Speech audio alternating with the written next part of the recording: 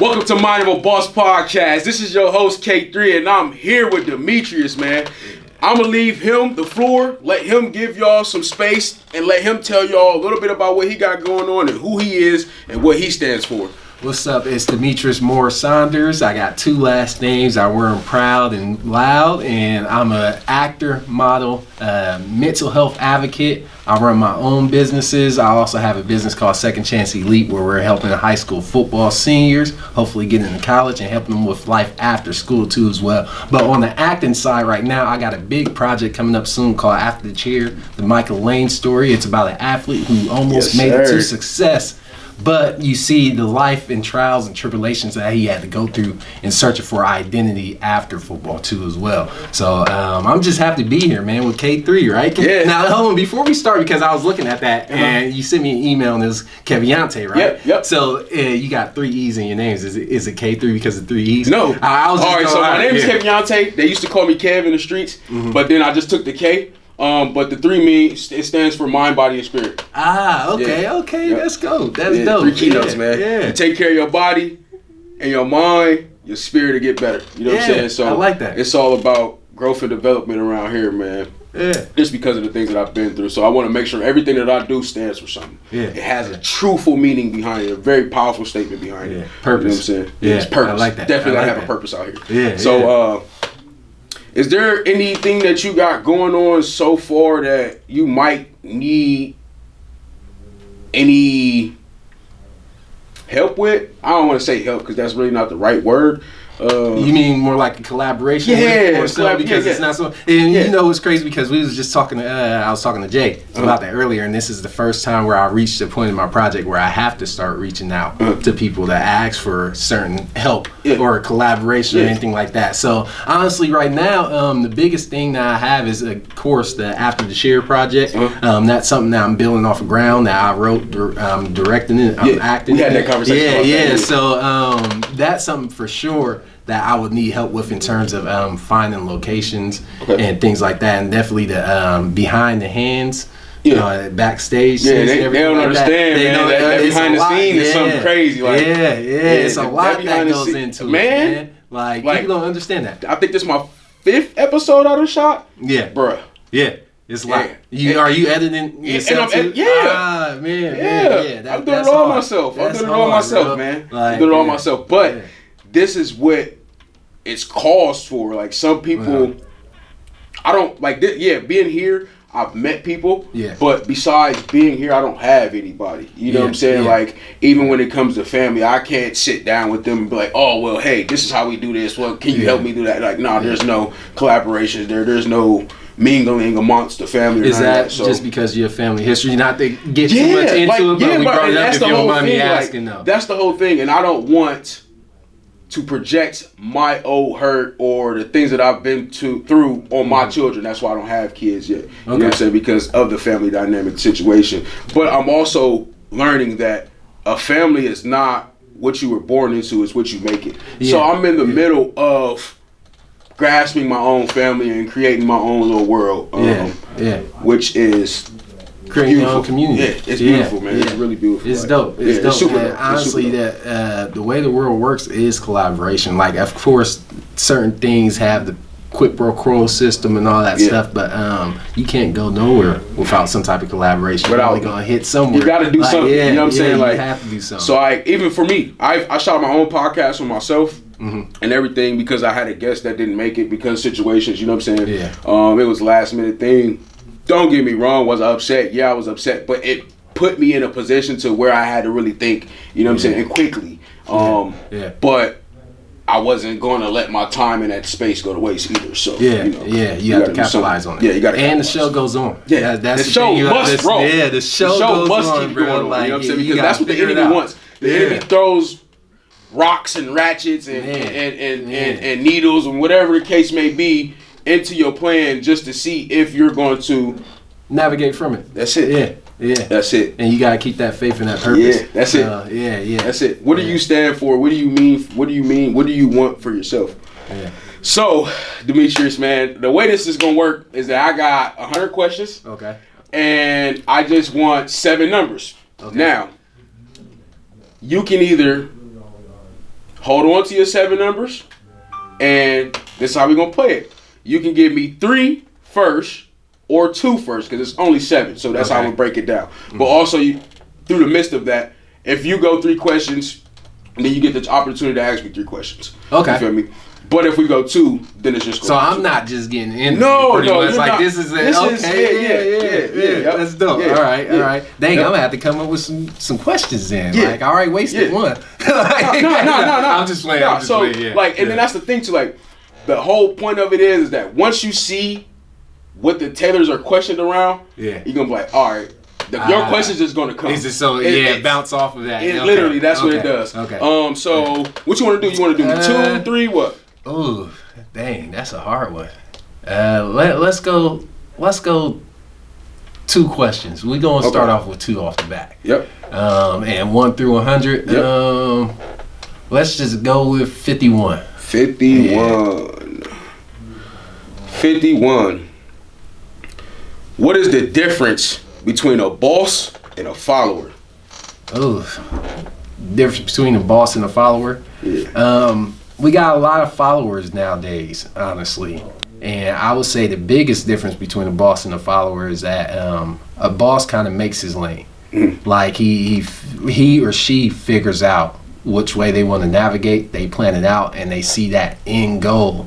And they know at the end of the day, whatever is in between, I got to make it to that end goal. Yeah. So they have that plan, and they have that leadership in that plan. As far as a follower, though, a follower is somebody that, of course, is just going to go along with the plan. Yeah. You might actually ask. I know there's a lot of people, and I'm in doing a mental health program right now called with the Gaddis Foundation, by the way, and that's something else that we would need help with. Definitely bring your high school students out there to the Gaddis Foundation. Look it up online. We're helping with the ACT, SAT, definitely that life leadership stuff. But we have a lot of students where, when we ask questions, nobody want to answer them. Yeah. They don't put up their hand. And it's not that they don't have something to say. It's that they're afraid, or they're waiting for somebody else to validate. Yeah, what's going on. So, and that's the whole, not to cut you off, you're good, but bro. that is the whole point of this. Yeah. This is to bring the people to understand that you don't need validation.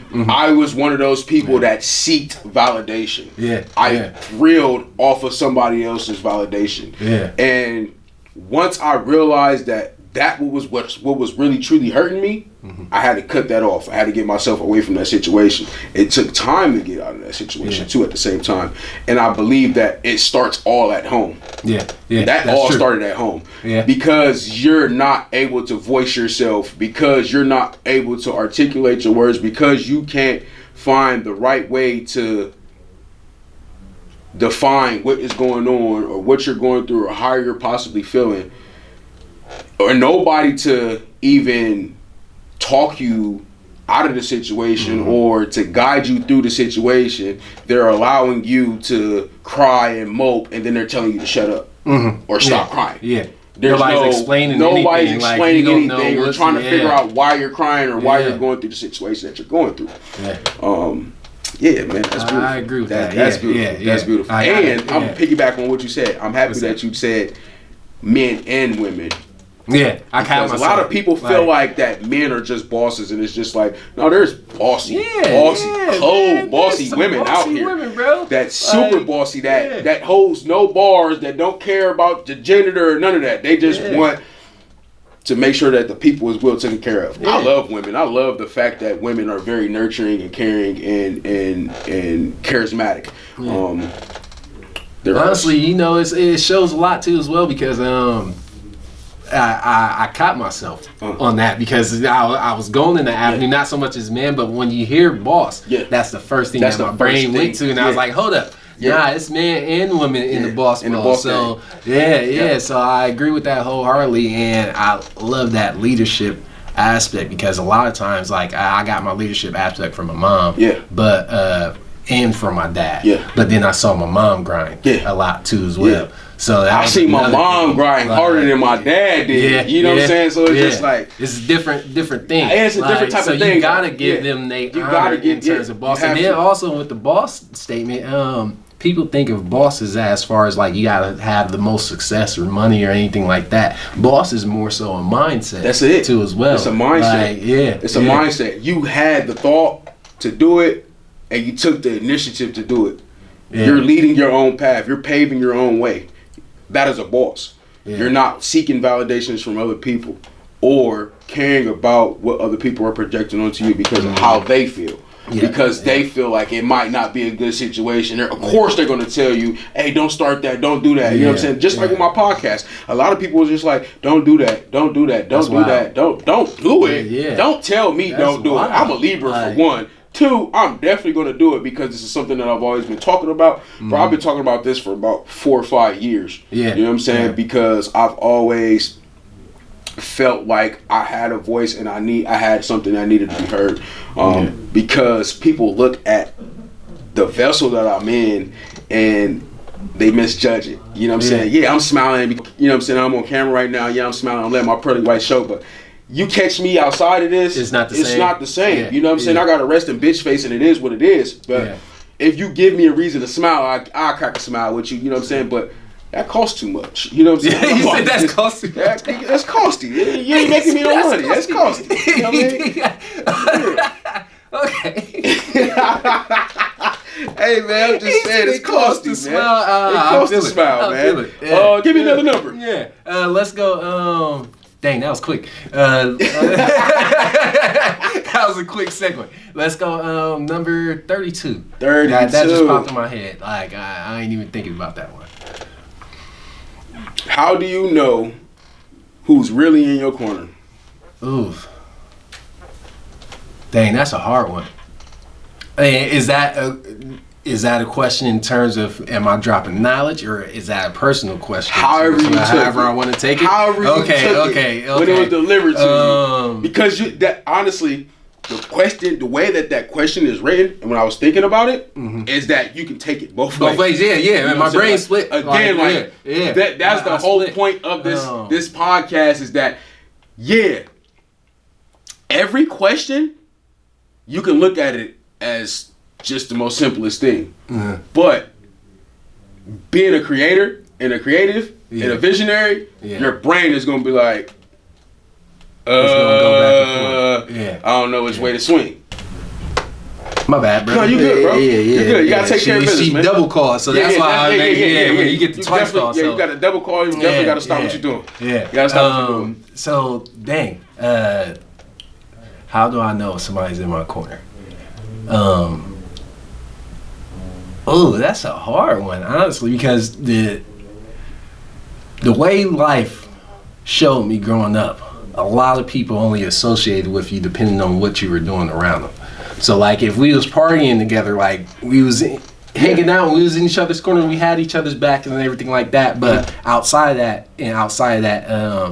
that setting, it really ain't too much communication in that way. Or I've noticed that sometimes, like, for me, a friend holds more weight. Like, the way titles are, they hold weight. They have a certain meaning that goes with them. So if I was saying I was somebody's my friend, I didn't talk bad about people. I made sure I respect you. You might get in a spat, but like other than that, like, you my dog. Even if I don't text you all the time, you my dog. Most definitely. So, excuse me. With other people, they don't feel that same way. I think the world shows a different level of disconnection in that type of way, where certain people have their own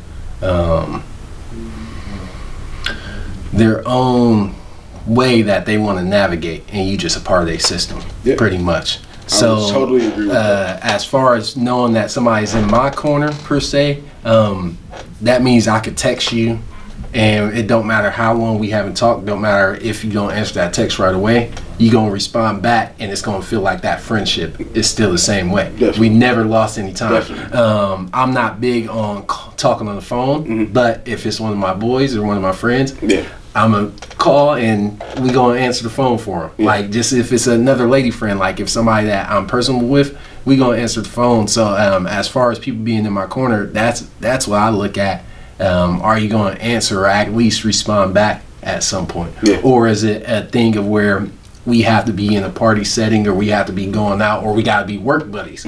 Because a lot of people are work buddies, and we friends at work, and then we go out and we might go to the bar or something like that. But it's only because, again, that setting. Outside of that, once that one, what do you call that? Once that common denominator gets lost, there's no more connection. And there's no disrespect in terms of like, of course, I have friends where like, we basically only talk about acting. Like, we still have our own personal connection and stuff like that, but we basically only see each other because of the venture we're in. But we still have a different level of closeness. So it's a double-edged sword. Double-edged sword. It's a double-edged sword, but it's one of those things where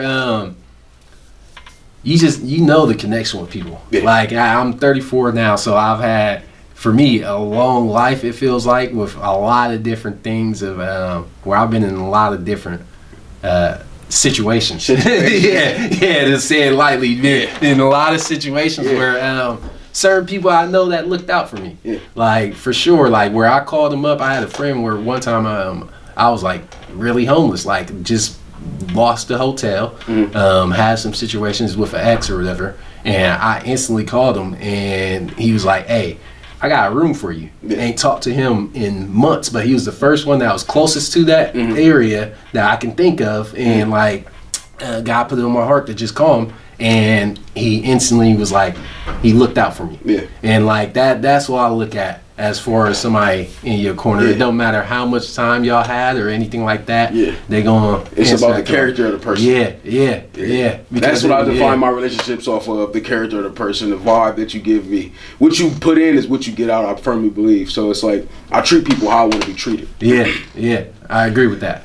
Where I fall short is that even though you don't treat me how I treat you, I still will treat you the same way. I don't see that as falling short though. No, but on my end, I get the short end of the stick because I know I should have left that situation alone. But I chose to continue to invest mentally or emotionally or physically into that situation.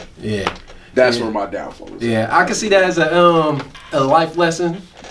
For sure, but then also I see that as part of the journey. It's part of the journey too. It's part of the journey. And I've learned that I've got to look at situations like not all of them are blessings, not all of them are lessons. Some of them are teaching situations. But what did you fully grasp about that situation? Because as long as you learned or you taught what you were supposed to teach in that situation, that's all. That's what I was about to say. That's the other side of the coin. Is that might have. Even though it affected you in a certain way, and that sucks because also we learn from our patterns. We learn and move on. But that might affected that other person where now something might happen where they look back and be like, dang. Like that, I needed that. Dude. I needed that. That person did say if I kept doing this or whatever the case may be, this is what's going to happen. You know what I'm saying? And we need that. Like, we need that. And it keeps your character sane, too, as well. Because then the other thing is that I know, and I'm trying to teach that with my kids, like, it's easy to match energy or be ready to push somebody off. Like, just because you feel some type of way or whatever it may be because of the situation. But at the end of the day, that shows about your character too as well. Like, my character, don't matter if it's a stranger or if it's somebody I'm close to, I'm gonna have the same conversation. I'm not gonna be switching up. I'm not gonna put on a persona or anything like that. Like, you gonna get me regardless of anything. You gotta be unapologetic to yourself. That's the whole thing. That means a lot about, and it shows weight about who you are. Definitely. Like, it has to. Because I believe that Koof, legacy, hard work and dedication is everything. If you don't carry yourself with Koof, man, I really don't even know what to really tell you. You know what I'm saying? Say that again? Koof? Yeah, what's that? I ain't never, It's carrying yourself with a higher standard, a higher level of accountability. It's more of still on the same line of it ain't what you do, it's how you do it, ain't what you know, it's who you know. Or do. That's dope. But carrying yourself with dignity and pride and again, being authentically and unapologetically yourself. Is that something that you I've never heard of that before. The word? Like, I've never heard that word before. Like, no, this guy, when I was in children's services, man, his name is Dr. Carter. I call him Dr. Carter. His name is Marco Carter. Yeah. Brilliant dude. But he was the person that was like, hey, Kev, man, you need to stop cussing. You need to start figuring out words to use to express yourself. You know what I'm saying? So when that was my case manager. So what he did was he challenged me. You know what I'm saying? Every week I had words that I had to figure out the definition to and write statements and stuff like that. And we would sit down and break them down and have actual that's dope. Intellectual conversations. Because I didn't have I grew up on the other side of the spectrum. I would say the other side of the tracks. So when I was in children's services custody, the things that I was going through was I didn't like authority figures. I couldn't stand them, honestly. So he broke it down to me like, bro, you gonna fake it till you make it, or you gonna fake it when you make it? And I had to really think about it. Like, for a long time I was faking it. Like I was just whole, just clear-minded, just like I was just that thing, and I was just like, nah, you only could fake it for so long. And then I realized that I needed to do some internal work on myself, and sitting back down, correlating with him, talking to other more men, I learned that I had a lot of work to do on myself before I had kids or any of that, because I still had old trauma that I was dealing with.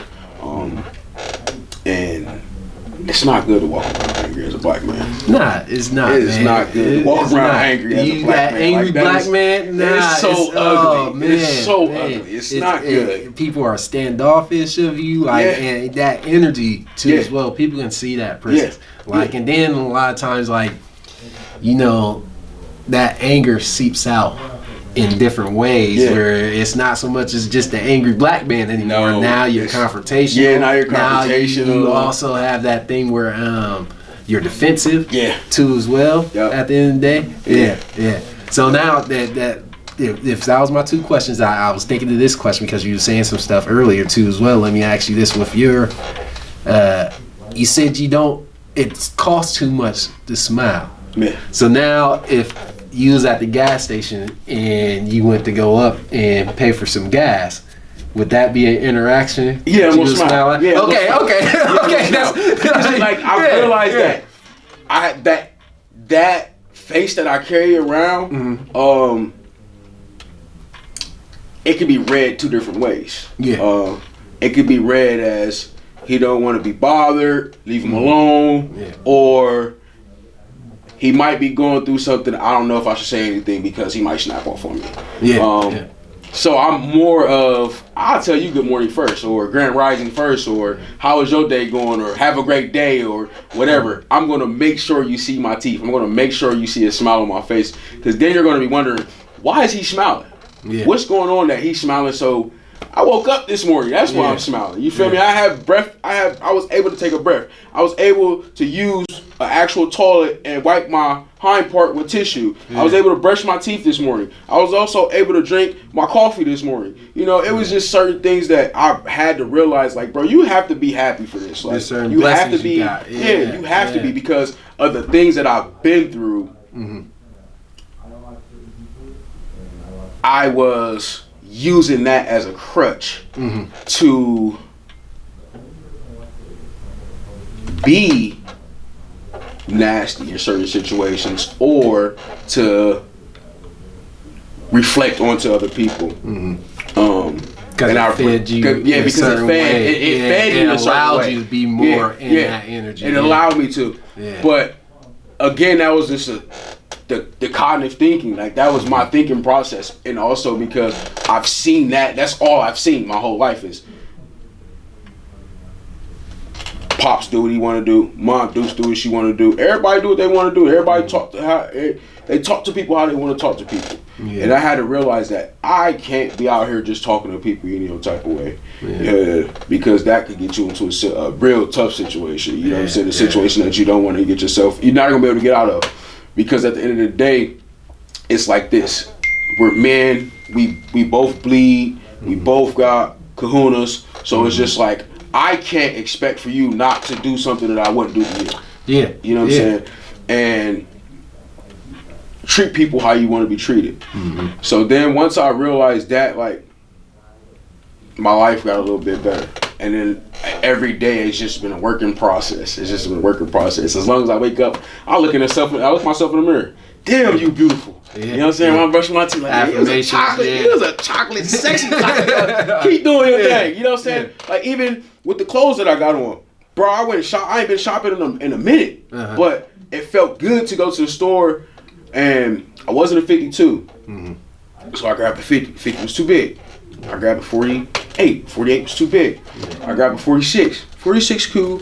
Like, man, but I still got room in these. Yeah. But I got on a 44 right now. You know what I'm saying? Yeah. But I've been on this journey for a little minute, so it feels great. This is a 2X t-shirt. Yeah, yeah. You know what I'm saying? I was just buying 5X's. Yeah. You know what I'm saying? Like big section. Yeah, the big and tall section. You know what I'm saying? So, and I was just telling my grandma that, like, Granny, I remember at one point in time we couldn't find clothes for me. She was like, yeah, baby, like, we used to have to go all the way on the DXL. Where they had that one little big and tall section. No, they had whole stores, man. They had a whole store. I think it was like XXL fashion or something like that, bro. It was on Cleveland and Morris, bro, back in the day. Yeah, man, that was horrible though. Horrible, bro. Horrible, but I feel good. So that's why I wake up every day and I smile, man, because I got a reason to smile every day. Every day. As a black man, I woke up in America. I got an opportunity to smile. I got an opportunity to make a difference. I got an opportunity to hold on to one of my brothers, to hug one of my brothers, mentally, physically, emotionally, spiritually, whatever it is. And we're going to uplift each other. We're going to love on each other and get back to our village, man. Like, that's what I really wanted to get back to. Like, that was the whole point of me starting this podcast as well, because again, everybody be judging books by their covers. You know, it's not good to judge a book by its cover, especially if you're not even going to read the index on it. You know what I'm saying? If you're not going to go turn it over to even see what it may be about, then what is the point of you even reading the book? Yeah. So I agree with that. Again, it allows people to be authentically themselves. Like, that's what I just really want. I want people to understand that there are great people out here that have great things going on, that want to see our people back together.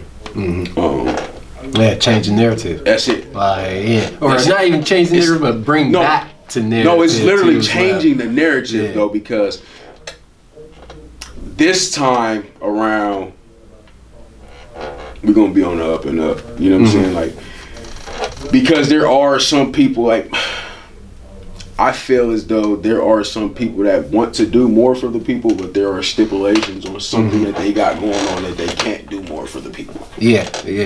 Like, I understand that. And that's just me though. You know what I'm saying? Like, we have so many black entertainers. We have so many black athletes. We have so many,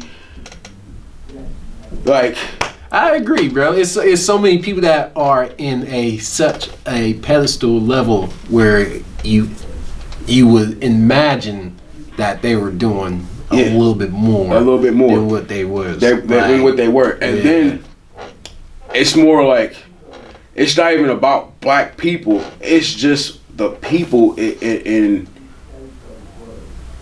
as a whole. I don't care if you Asian, I don't care if you Caucasian, I don't care if you Mexican, Puerto Rican, Haitian, I don't care what you are.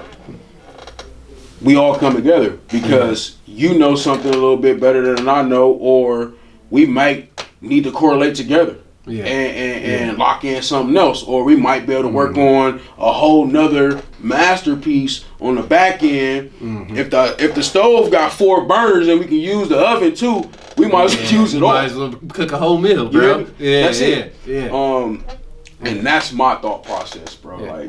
So I agree with that, man. I agree with that wholeheartedly. You know, I'm on the University District Commissioners Board right now, and I got on there because my friend of mine, he coaches the Wildland Park Wildcats. And he ended up getting on the Commissioners Board, and then he was like, "That's my coach. Get out of here." Coach Juan. That's my dog. That's my dog, man. That's my dog, man. So he Coach Juan coached me. I felt like I might have saw you at some point before. And like I played for them when they were.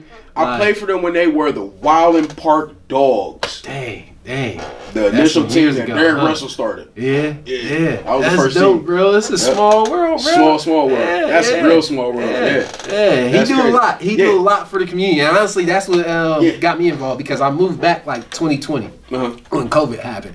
And that's when my career started taking off a little bit more too as well. But like I slowly started getting in the hang of things and everything like that. Then I had a stepdaughter that was cheerleading, and then I was out there every day, so he needed some coaches. Was like, hey, come along. So I started doing that. But then, like I said, he had there was an opening for District 3 on the commissioners board. When I first joined, I had no clue what I was doing, what was going on, or anything like that. But now realizing, like, and it's going back to what you were saying, how we need all avenues of people to come together. The commissioners board actually showed me that it's people out there in multiple avenues, old and young. Excuse me. Spit got down my throat. But old and young, that they're trying to come together in that way and make a difference. Like it's make a lot a huge of difference. And it's one of those things where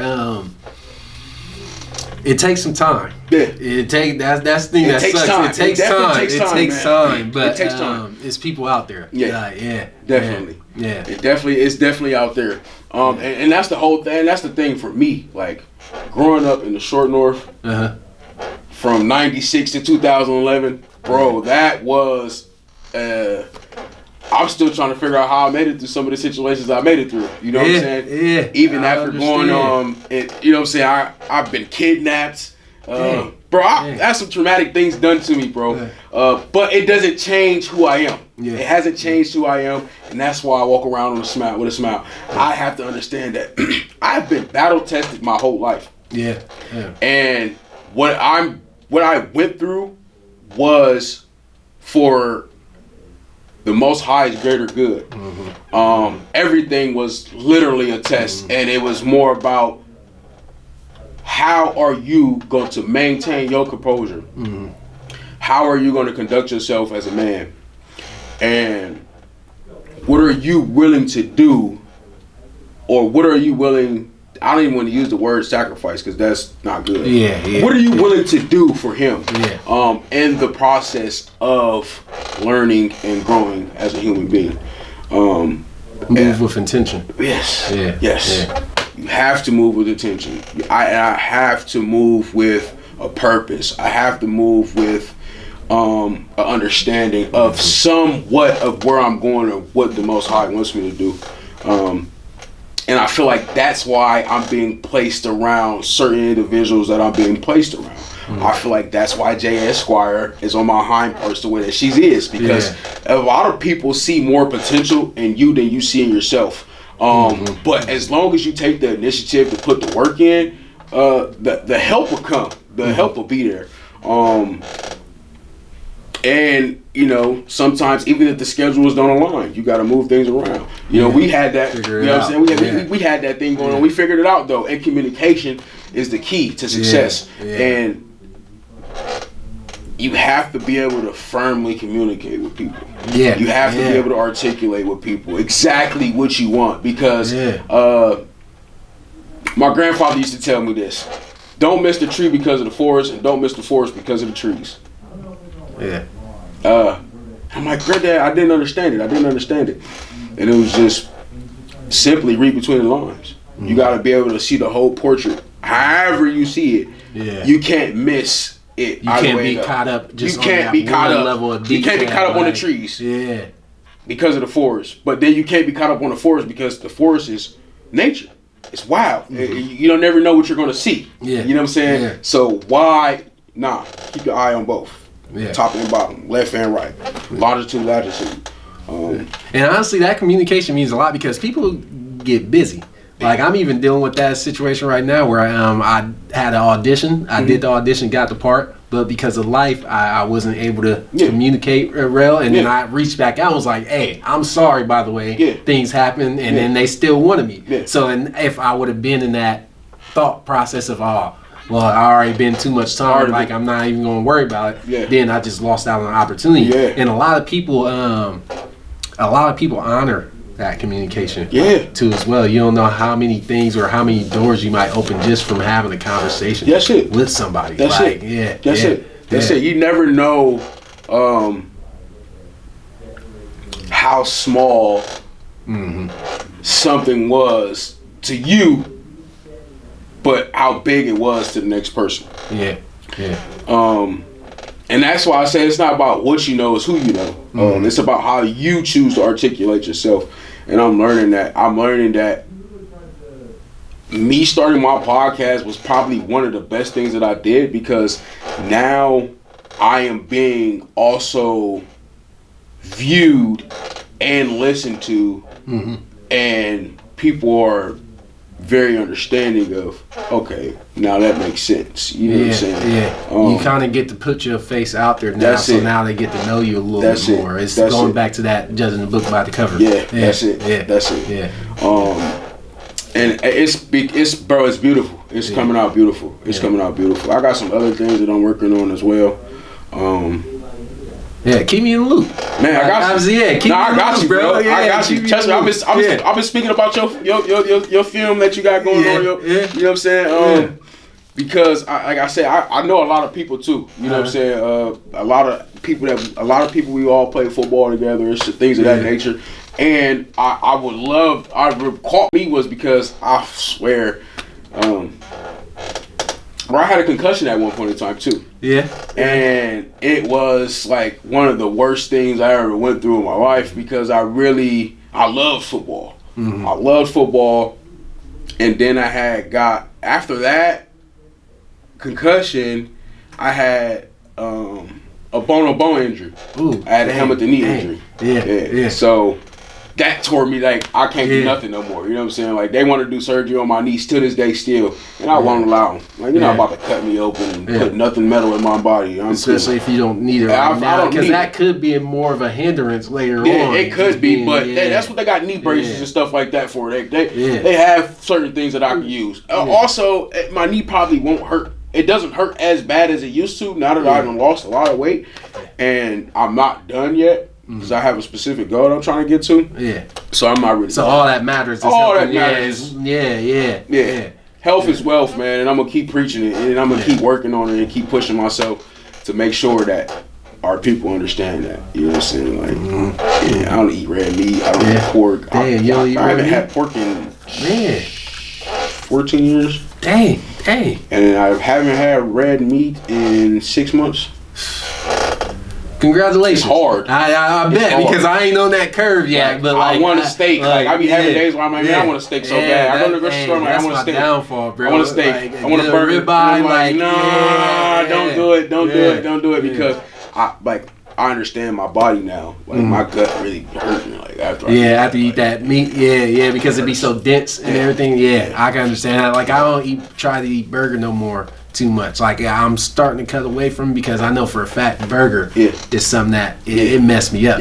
Like the after effects. It messed me up, bro. Talk about that. That's a whole different story, bro. Like, but congratulations. Do you have any other questions that you want to ask me? Before I have one, and my question, my question might be more so mental health. A lot of questions because I like hearing stories and stuff like that, and I won't get too personal, but I appreciate you sharing with me too. No, but that might enlighten you too, and it might give you some insight. And, you know what I'm saying? You never, again, like you just said, like you never know what another person is working on. You feel me? Even though we're having a conversation, I don't know who all you know. You know what I'm saying? I don't know what all you need help with, or who all needs. You know what I'm saying? That wants to correlate, or that needs some more aspect from a different outlook on life. You know what I'm saying? I don't know. You know what I'm saying? So that is also the point of having these conversations and getting to bump people and bumping into people, because you might pass along, hey, I was just on this podcast, dude got a fire podcast going on, I think y'all should go check this out, or I could definitely link y'all together so y'all can shoot something. I got a brother that we do a lot of work together, and he's gonna be part of the after cheer with me, but he got Grind Time Entertainment and everything like that I already we gonna be talking in a second. I already got him connected. So and that's my dog too as well. Like that's my dog. But my question, you're saying about your authority figure challenges and things like that. And also we was going back to like the smiling in public thing, and I had a question in terms of, because of what you went through. Well, I got two questions, honestly, if you don't mind. No, that's fine. Back. Because of what you went through, is that the reason why you had a perspective that you had about authority figures? That's my first one.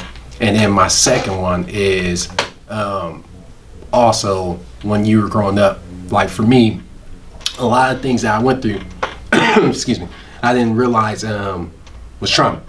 It was life. No. So, and then I got older, and then I was like, dang, like this is why I felt the way I felt. Like I love my family, don't get me wrong, but we had a strange relationship. Like, and I love them to death. Like, extremely strange. Yeah, love them to death. Don't get me wrong, but we've had some things where I seen my mom in situations and everything like that. Like, but with that being said, that my first question was about the perspective with the most authority definitely figure. I would say yes. Yeah, most definitely.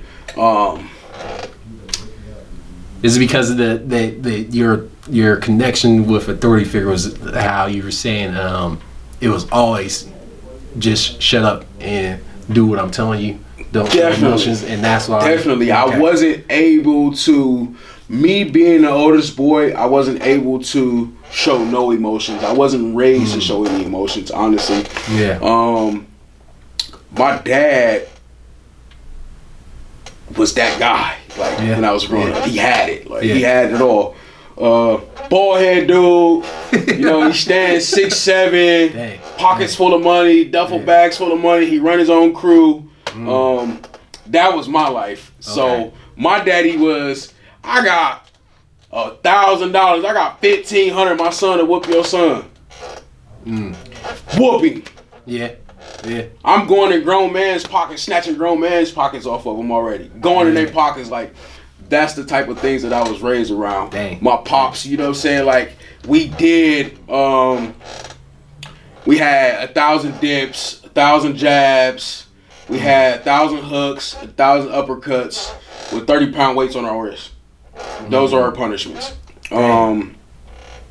Mom Dukes, when she used to be like, y'all on punishment for a whole year? No, we really were on punishment for a whole year. You know what I'm saying? Like, the whole neighborhood would have moved around. You wouldn't know who the fuck was outside. Damn. You would have to go back outside, rebrand yourself. You got to fight. You know what I'm saying? Because to the neighborhood, you're the new kid on the block. You feel me? Whole time, this is my block. I've been staying here. You know what I'm saying? Like, only thing we was able to do is go outside, take the dogs outside, take the trash outside, but you come back in. Chores, pretty much. That's it. You come back in. You know what I'm saying? When she said she wasn't buying you clothes or shoes, nah, dog, you really didn't get clothes or shoes. You really had to wear the same shit that you had last year to, you know what I'm saying, for the next year. Bro, I remember when I was 3 years old and I wanted to run away. You know what I'm saying? At 3 years old? At 3 years old. Yeah. At 3 years old. I didn't want to be there. Yeah. Dude, like, the situation, it was just so weird. Like, it was weird. I don't know how to explain it. It's just a lot of those things that I went through, I will definitely tell you that is why I am the person I am today. And I had to realize that my old hurt and trauma, I have to deal with. I have to let that go. I have to find an outlet. I have to find a way that I can positively affect myself and also affect the people that's around me.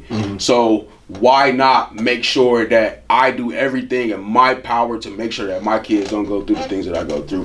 One, we would never stay in the hood. We would never stay in the minority area or nothing like that. And I feel like that's why I don't have kids now, because I'm not in a position as a man to be there for my kids every step of the way, to make sure that they are understanding that it's okay to be emotional, but what are you being emotional about? It is okay to have an attitude or be upset because something didn't go your way, but it's not okay to turn out in the store. It's not okay to act like this in public. It's not okay to react to people like that. Learn how to react. And that's what I'm working on now as a human being. That's honestly why I had to move my schedule around, because there was a problem that occurred that I felt like somebody was trying to control me in the situation. Now, was that how it was perceived by everybody else around? Most definitely it was perceived like that. by everybody that's around.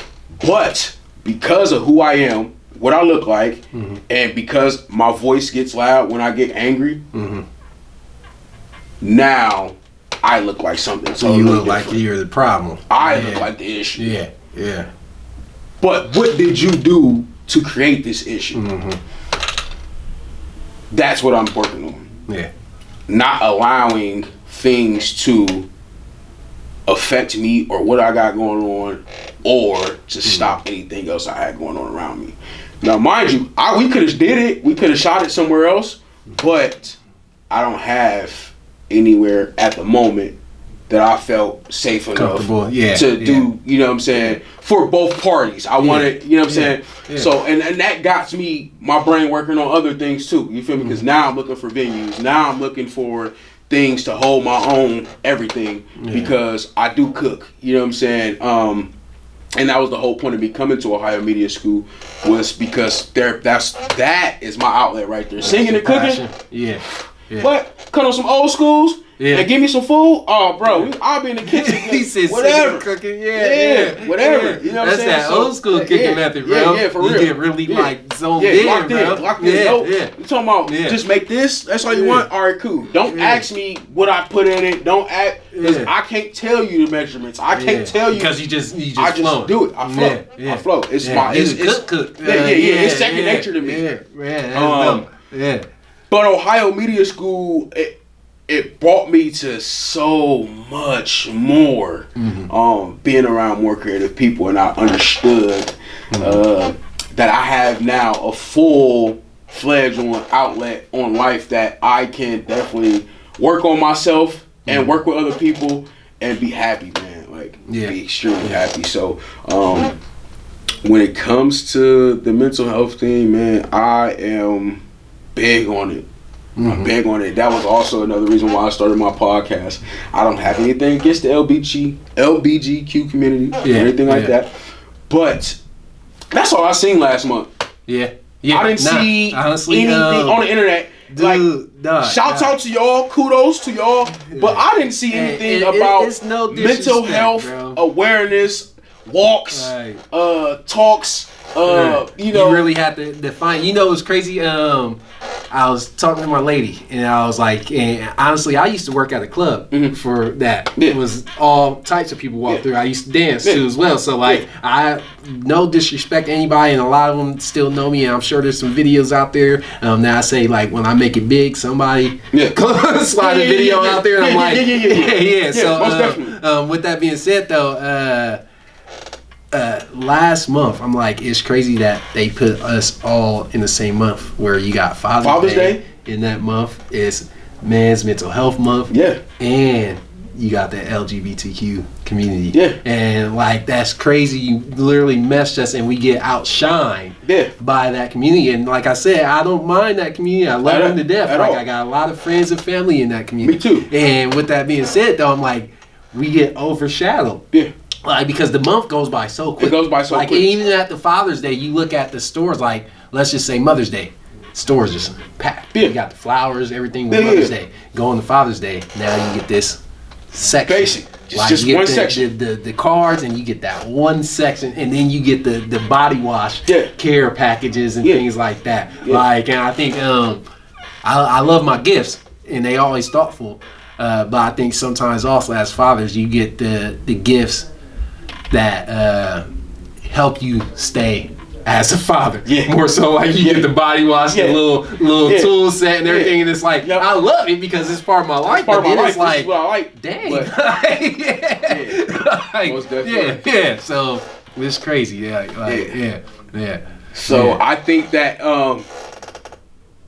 that was a part. So now that made me start the podcast. But then I felt like the month was too short as well. I feel like, especially in the city of Columbus and the outskirts, bro, there's a lot going on. I'm pretty sure, I've been to meetings at Buckeye Ranch. You know what I'm saying? I've overheard a couple things just being in the media world and seeing how nothing has really changed when it came to the system, especially when it comes to misunderstood young black men or misunderstood men, period. children, period. And you just think that medicating them is a go-to. What the go-to is. They had me doped up when I was in children's services custody. I still remember my medicine. I was on Seroquel, Inderal, Wellbutrin, Haldol,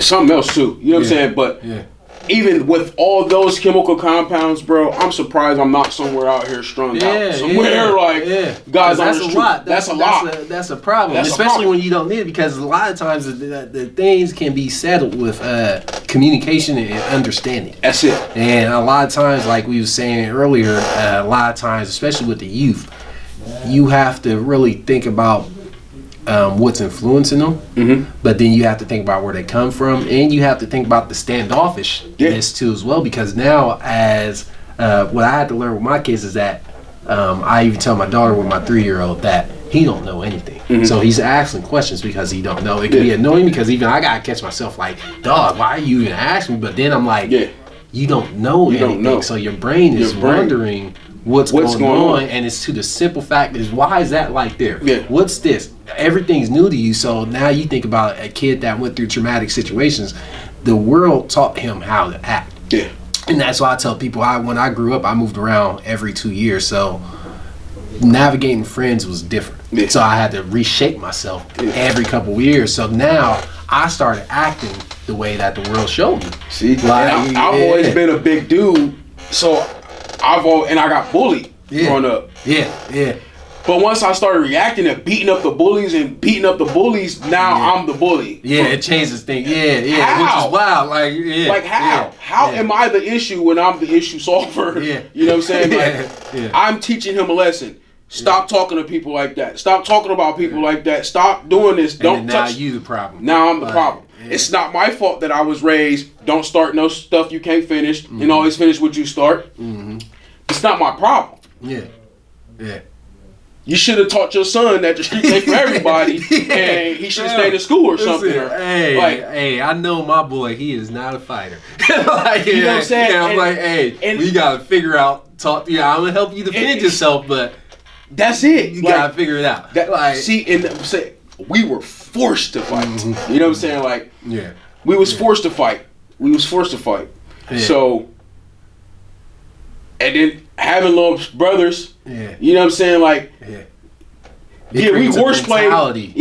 We horseplay. We play fight. We doing whatever. But you hit the wrong person's kid. Now you got to fight all these kids. Y'all not about to jump my brother, my siblings. Now we about to jump. We got to fight everybody. You know what I'm saying? So it's always revolving. And then if we act too wild, you know what I'm saying? Now when we get home, it's a problem.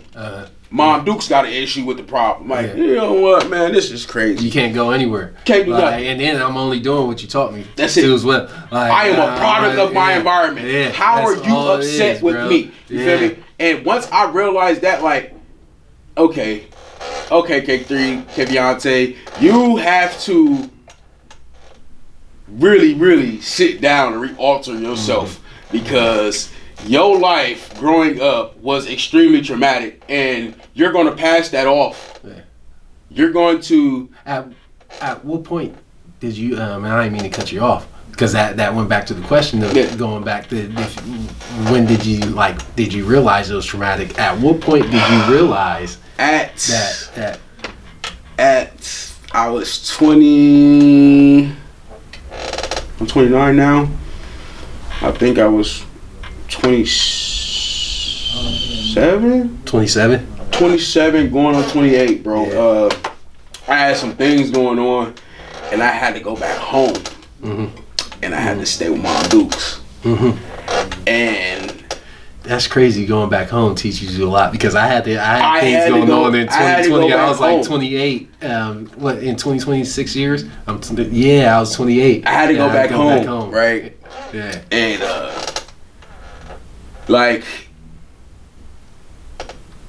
as long as I was doing for her whatever she wanted me to do, it was no problem. But the moment that I'm trying to work on myself and better myself while I was up there, it became a bigger issue, a bigger problem. Well, her and my dad aren't together, but they stare across the street from each other. That's wild. This is wild. Yeah. Like, my dad, they own that house. They own both houses. Okay. But that's the house my dad grew up in. Okay. My mom buys the house across the street. Yeah. Why? Yeah. Purposely, like purposely. Was that after they separated, or yes. was that okay? Yes. Like, why would you do that? Yeah. Why would you do that? So, when he ain't doing what she likes or whatever, and I'm over there talking to him, now it's, why you over there talking to that fuck nigga? Or why you over there messing with him? And why you, like, why do you want to project onto me how to feel about my father? Yeah. That's not okay. Just because your interactions is different doesn't mean that we gonna have the same. But now I'm dealing with Pops. When he get drunk, she on a trip. Oh, your mom ain't answering the phone. Oh, blah, blah, blah, blah. Yeah. Bro, you are mentally unstable. Why are you stuck on her? She lives across the street from you. Y'all are not together. This is a problem. Yeah. Y'all gotta figure something out. Y'all gotta go talk You got to a whole 3-year-old son. Like, dang. This is a problem here. Yeah. No, I gotta get a pot. Yeah. I gotta go. I'm going back to Ohio. I gotta get. So, where are you from? Detroit. Okay. Yeah. I'm going back to Ohio. My grandma stayed here. I'm going back. I was born here too, though. Okay. But I bounce back and forth. My pops is from up there, so I bounce back and forth. You know what I'm saying? Growing up, so I got a little bit of both sides. Both sides. You know what I'm saying? So I and that's the thing too. I realized that I've been through so much darkness and I've dealt with so much darkness that I became part of the dark. It was inside you. And it was inside me. Yeah. But once you have lived a certain way for so long, you will never be able to get rid of that person. You will only be able to confine the person. And you got to make sure that you don't allow anybody else to get a hold of the keys. Because when they do, when that lock get turned, then that's when other things start to occur. So you definitely got to work on yourself a lot. And that's what I've been doing. Like, man, I've been dealing with myself just by myself and focusing on myself. Anything that makes me upset or frustrated, I remove myself and I process the situation and I try to figure out what was that? Going back to the why. Why did that? Why? Why? People don't understand that, man.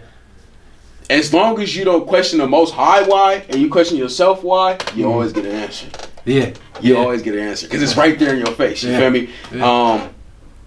And I've understood that before your full breakthrough, you're gonna be more battle tested every time. It never fails. I agree with that. It never fails. I agree because it goes back to how you saying it and make sure you still want it. Yeah. Like, because at any point you can go back, and then also it goes back to make sure that you stay in that who you say you are. Too as well. Yeah. Excuse me. Because at any point you can revert back to as well. Yeah. Like, and you know, I during my journey, I end up getting into the thing called shadow work. You know about shadow work? Yeah. Definitely I started studying Carl Jung, and I started watching YouTube videos with him, and that what made me realize like how you've gone back to that locking up that old persona, and you have to learn how to integrate that persona into the person you are now. Because then that shadow is always going to be there. And sometimes that shadow also taught you how to survive. Because you need that in certain connections. You can't be too nice sometimes. You can't be too mean. But most of the things that we are going through are things that we developed to protect ourselves. And that was my main issue right there. Like, because I've been through this at this point, but I never healed from that, and I went and got into this, and I never healed from that, but I pulled out of that, and so it's a whole book that now you have to go back and read it and break it down and discern what was what and how and why it played the way it played and what I call it ego deaths. Ego deaths. Yeah. I've been through a few of those. Because that is basically what it is. Like, I developed an ego to protect myself, a certain standard, a certain level that I hold myself to, that probably 9 times out of 10 was a facade to protect me and who I truly believe that I am from being hurt or frowned upon. Yeah. And that goes back to validations. You know what I'm saying? So again, that is all it's a all working. cycle. It's a cycle, it's bro. A cycle, it's a bro. vicious ass cycle. It's at a that. cycle, bro. And it's hard to break by yourself. That is also like, again, that it goes back to the men's mental health awareness. It goes back to not even just men's mental health awareness. I want to bring it to family awareness, family health awareness. I cut them all off. My whole family, I cut them all off. But I am at the best point that I've ever been in my life, my whole 29 years of living, and I'm extremely excited to see what other things the Most High places me in, and who else I bump shoulders with, who else I dap hands with. You know what I'm saying? I might need your left shoe, and you might need my right one. You know what I'm saying? You might not be able to fit in it, but I might be able to pull the soul out to help you a little bit. You know what I'm saying? Type of ordeal. You figure it out. That's it, and it's one of those things like the collaboration. You just figure out I might not be able to give you money, but I might be able to get you connected to somebody. I might not be able to work my whole time, but I might be able to give you a couple hours, but you ask for 5. But we figure it out, and definitely. It matters, and it goes back to I always think back. We all human, and there's a lot of times where your first response is how you were raised to be in a certain way in certain situations, but then you have to think back, all right, this is a human I'm talking to. Let me take a deep breath real quick and realize, like, you got your perspective, I got mine. Like, let me slow down a little bit, because again, at the end of the day, I still want you to grow to be the best person you want to be. Like, so that's now I can't hinder that, and again, it's hard, bro. It's hard. It's definitely hard. Because when you get into situations like that, people feel attacked. They feel attacked. And then a lot of people, they give constructive criticism, but can't take constructive criticism. And or they give it in a way where it's not really constructive. Like it's just being passive. It's just straight criticism. Or you're being passive. Or because you don't have enough faith in yourself to do it, you are upset or don't want me to do it. And it's just like, no. You want to block my blessings. You want to block my blessings. Like, you have something, or because a lot of things, people move around with fear. They do. Like, it's a lot of fear. Like, even I go through it myself, but a lot of times, like, people won't give you that validation because of their own fear. Or just because also they some type of envious. It's a lot of things where people jealousy. They don't settle with their emotions a lot of times. That's how a lot of people navigate the world. It's wild. So, oh man, we doing good. It's a juicy part. You see what I'm saying? Like, it's juicy. Sometimes you might not even need the questions, bro. Like, sometimes you might not need the questions. But I don't want to venture off too far, because we're not even venturing off. We're having it was a conversation. It's conversation. It was a conversation. We go back to the questions. It was definitely a conversation. I want to see where these other numbers take us to. Okay. You know what I'm saying? Give me 2 more numbers. 2 more numbers. You know what? I was gonna save this one for last, but let's go 42. 42 is my favorite number, so let's see what that is. What are you building that will outlive you? Ooh, dang. Hey,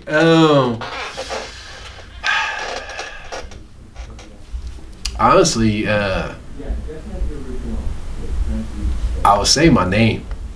And I say that because Moorer-Saunders is a hyphenated name, obviously. Yeah. I got my mom's last name, Moore, Morer. Gotta put the extra R on there because people try to shorten it. Gotta put that R on there. Yeah. That means something. It means something. Like, and then my dad's last name is Sauunders, Saunders, not Colonel Sanders. So don't get that wrong. Sauunders. Gotta say that, not Sanders. We cook chicken, but we ain't in the restaurant. But with that being said, my last name, because it's unique, I don't change it. Just like even with my actor name, I keep it the same as my professional name because it has a ring to it, if you ask me. But then also I think of, let's just go back to legacy. I got 2 boys that are biologically mine, Tyrus and Zarius. I put EUS at the end of their names because my name is Greek. But also, I was studying the Bible and I was reading up that they said that God gave the angels El at the end of their names because it was his name, Elohim. And we won't get into sematics of that or anything like that. We can get into that. We can get into it. Okay. Yeah. Like when you say like my name is Keviante. It's Keveonta apostrophe E. Yeah. Gotta put that apostrophe there. Don't try to shorten me off. But my middle name is Demetreus Lavelle. Okay. So Demetreus Lavelle. Yeah. Who gave you that one? Lavelle came from my dad. Okay. And he's Blackfoot and Haitian and Cherokee. Okay. And then Demetreus came from my uncle. I don't know how he came up with that, but he died when I was like 6 months in my mom's womb. He named me before. He gave me Keviante Demetreus. My mom just put Lavelle in there. Okay. Because my dad told her that his first name was Lavelle. And that is not that's his middle name.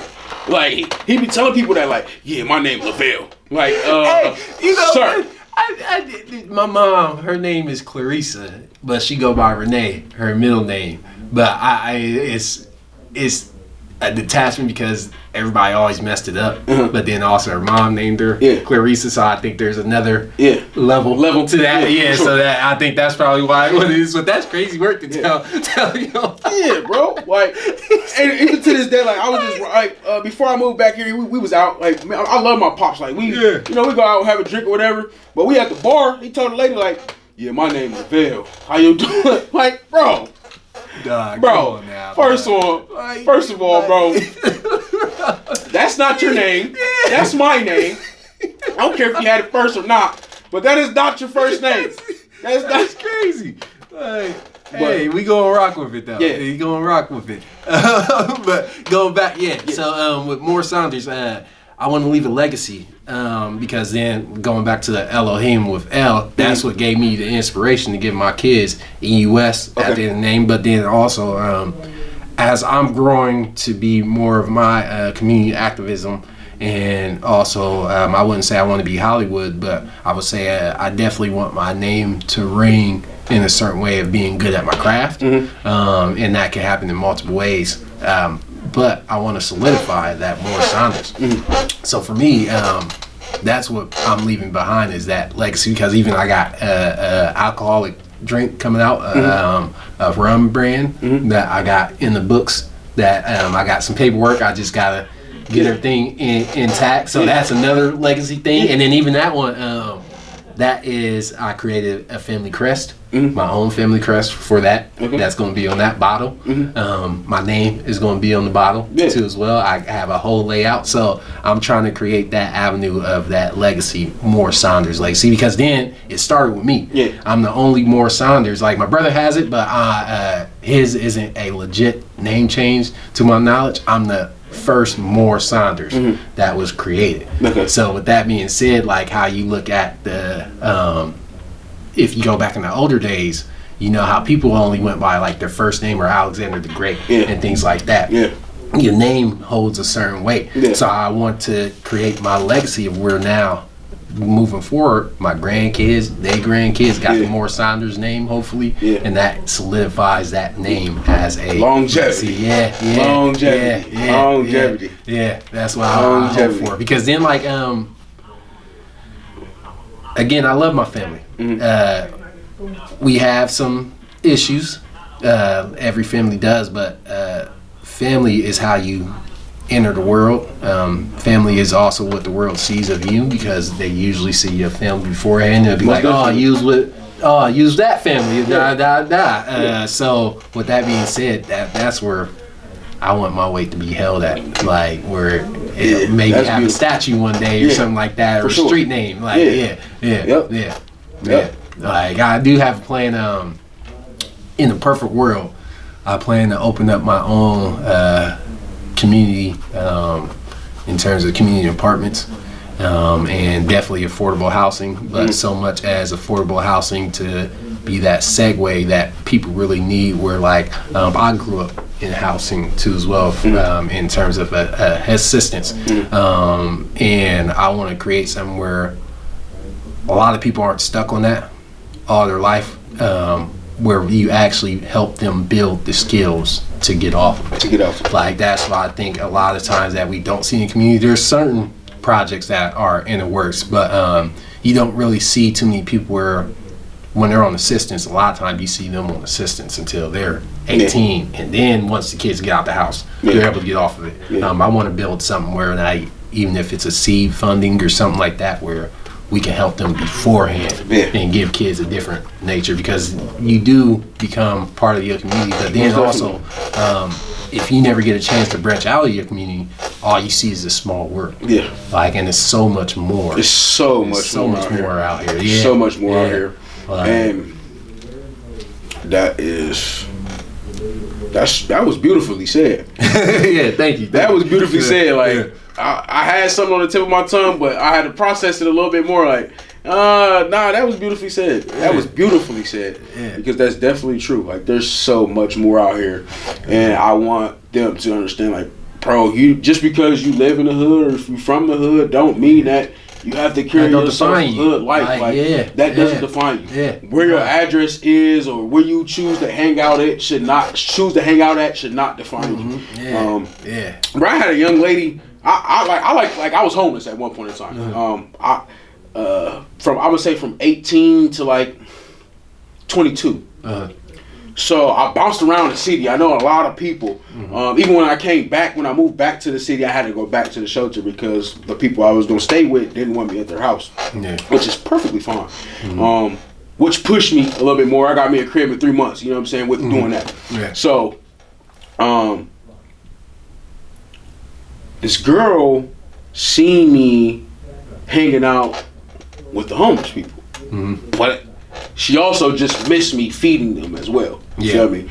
But my whole thing is like, I like to, we play chess, we sit around, we have dialogue, we have conversations. Like, good people. Just because they're going through something, don't judge those people. She, I guess she didn't realize that we were friends on Facebook. And I've been like pushing my content. I came across her news feed. She said that I was stalking her, and it made me laugh because it's like, after you said I'm stalking you, like, wasn't you just chilling with those people over there? And I'm like, what are those people? Who are those people? Do you know those people? Do you know anything that they're going through? You don't. And then come to find out that you're going through something yourself. Is even more insane. The fact that you ready to talk about somebody else, but you're in going the same through boat something. almost. Like, you're literally in the same boat. Dang. Literally in the same boat, except for like, your people let you stay with them. That's the only difference. But if your people wasn't letting you stay with them, you would probably be out here with us. You hear me? I'm not out here. I'm just here to help. I'm here to uplift. I'm here to get the resources and bring them back, because some people aren't capable of going to reciprocate what they need to reciprocate to deliver or to produce. It's not hard. Just take the initiative. You feel me? But don't judge everybody because we don't know what they've been through. You don't know what they got going on. Some of those people is the kindest people. They are as well. The coolest people. The coolest people. Like you don't know. Like people are corrupt. Situations are corrupt. Things are corrupt, and you don't know what they are going through or why the situation occurred. It might have been just one paycheck. That's it. I even been there. I think First Federal messed up a check where they sent them a check, and then like that was supposed to be my overdraft, and they was supposed to pay my overdraft. It didn't come, and now they closed my account. Now rent is late. Now eviction is coming. Like it's so it happens so quick. Yeah. Like it's not hard. Like it happens so fast, man. It happens so fast, and you shouldn't be so judgmental. Again, because of what somebody else is going through. That might be that. I personally feel like homeless people are some of the smartest people on earth. You hear me? Yeah. I had somebody tell me they felt like I was an undercover boss.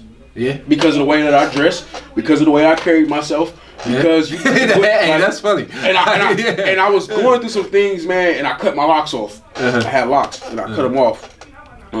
I was losing hair, all type of stuff. Dang. It was just time for it to go. You know what I'm saying? Like I didn't like how they looked because when I originally started them, my hair was just pristine, and now that it's falling out because of the stress levels and stuff like that, bro, I'm just like, you know what, it gotta go, and that gave me even more of a push to work on myself because once I started seeing I was thinning out, I'm like, oh yeah, I'm stressed. There's something going on. Like there's too much going on. You gotta release that energy. I gotta release all that energy because now it's reflecting and it's all on my body, and my body is starting to tell me. I'm starting to feel it. It's starting to show.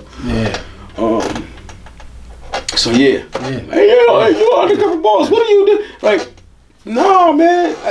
I try to tell people, like, you don't know what I want to do because I don't know what I fully want to do yet. You know what I'm saying?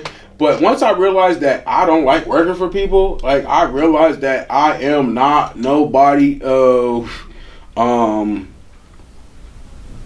over or push around or none of that. Like the corporate world is different when you're on the employee working level. You know what I'm saying? Like where's the respect at? You know what I mean? Like and that's what I'm saying. Like I would go back to the original question. You know what I'm saying? Between bosses and followers. Bosses are leaders. Bosses stand up. Bosses will do the initial work and then show you how to do it.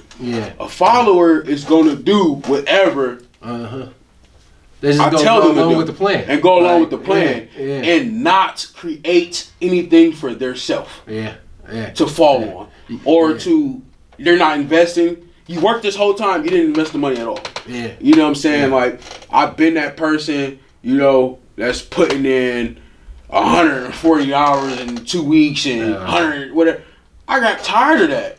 I'm wasting a lot of my time being here, and I could be somewhere else doing something this productive. Whole career that you don't even know what this career is. Like you don't know what anything. At all. You know, and it's even like this setup. It's the self-advocacy too as well. A lot of people don't have self-advocacy at all. Like, they don't know how to speak for themselves. That's the other thing with the boss and the follower, because I know that at Family Video, they started selling cell phones at one point, and I was already there for a couple years, and I was like, hold up, I need a raise. Like y'all can't raise me up, and we all on the same level. And I was already here, and then I went to go talk to the manager, and he was like, how much you want? And I was like, oh, I can just like tell you, you never told me this was under discussion. So y'all really like was gonna let me stay on the level that I was at if I never said anything, and y'all was just gonna use me, just have me do whatever you was gonna have me do. Work you to death and like, upsell. And upsell, bro. Upscale. And just be like, oh, you're a great employee. Like it's crazy that. And the moment that I feel like you're not good enough here, it's time to start leaving. Yep. Start showing. Sorry, I gotta like that. And they'll come up with some excuse to release you, so they don't have to pay you no more. You know what I'm saying? Like I told my bro, I was slaving at this job. I worked 16-hour shifts every day. Dang. 7 days a week. What job was that? GXO. Dang. Forklift. Dang. Okay. Yep. Factory work. Yeah. Loading and unloading trailers. Yeah. All day long. They will use you up, bro. Don't get me wrong. Like, the money was good. Yeah. Was it worth it? But could you really use it the way you wanted to? It wasn't worth it. You didn't have the time. It was not worth it. It was not worth it. Because also I was driving from the west side all the way to Rickenbacker Airport. So that's a 30-minute drive both ways. That's an hour out of my day right there. So that's 14 hours, 15 hours. Yeah, that you just lost. And then you think about your 8 hours of sleep. Right then there, you got like really 2 hours to yourself to really do what you want to do.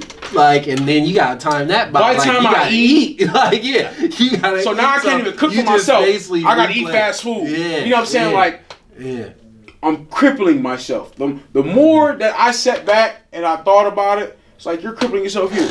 You're crippling yourself here. You're crippling yourself there. This is things that I put on myself. And I'm like, you know what, bro? You can't do this. Yeah, I can't do this. You gonna run yourself into the ground, bro. Yeah. Like that's one thing, and they will not care. You will die on that factory that day. That's it. And they will replace you 2 days later. And then everybody around me was just, I mean, you know I work. You know what I'm saying? Like, you know I work. But also, every time I go shopping now, you want to be right there with me. Mm-hmm. You feel me? Because I done went. Mr. Moneyback. I done went 3 months without spending no money. So I got, you know what I'm saying? I'm about to go to the mall, go crazy. I'm about to buy 6 pair of shoes. And you over here just like, you living the life pretty much. $400 outfits for no reason. You know what I'm saying? Like, because I had it. And it was just like, bro, you're wasting your money. I was wasting so much money. I was wasting so much money. But now where I'm at, man, it's beautiful. It's beautiful. Again, like, and to what I'm going to just take that question. I want it to, like, a longevity, legacy. Yeah. I'm on the same thing. Longevity, legacy. I want to be able to leave something for mine. You know what I'm saying? They'd be like, oh yeah, well my dad did that, or my pawpaw did that. You know what I'm saying? Like, it's a different grandfather's where you could do that. My grandfather's an airborne ranger. He's going out in style. You know what I'm saying? Like 100% benefits, honorably discharged, everything. Like he's going out in style. Yeah. His wife is going out in style. You know what I'm saying? Like, and I don't know what all they got going or what they got, but I'm not worried about that. I want to worry about my own and build my own up. You know what I'm saying? And it's not envious, but it's something to strive to. Like, it's something that you want for yourself. That's not so much that I want what you got. It's just I don't want nothing nobody else got. I know what I want. I don't want nothing nobody else got. And I that's another thing too. They have altered the people's thought process to look at exactly what somebody else got. Oh, he got that, so I want that. You feel me?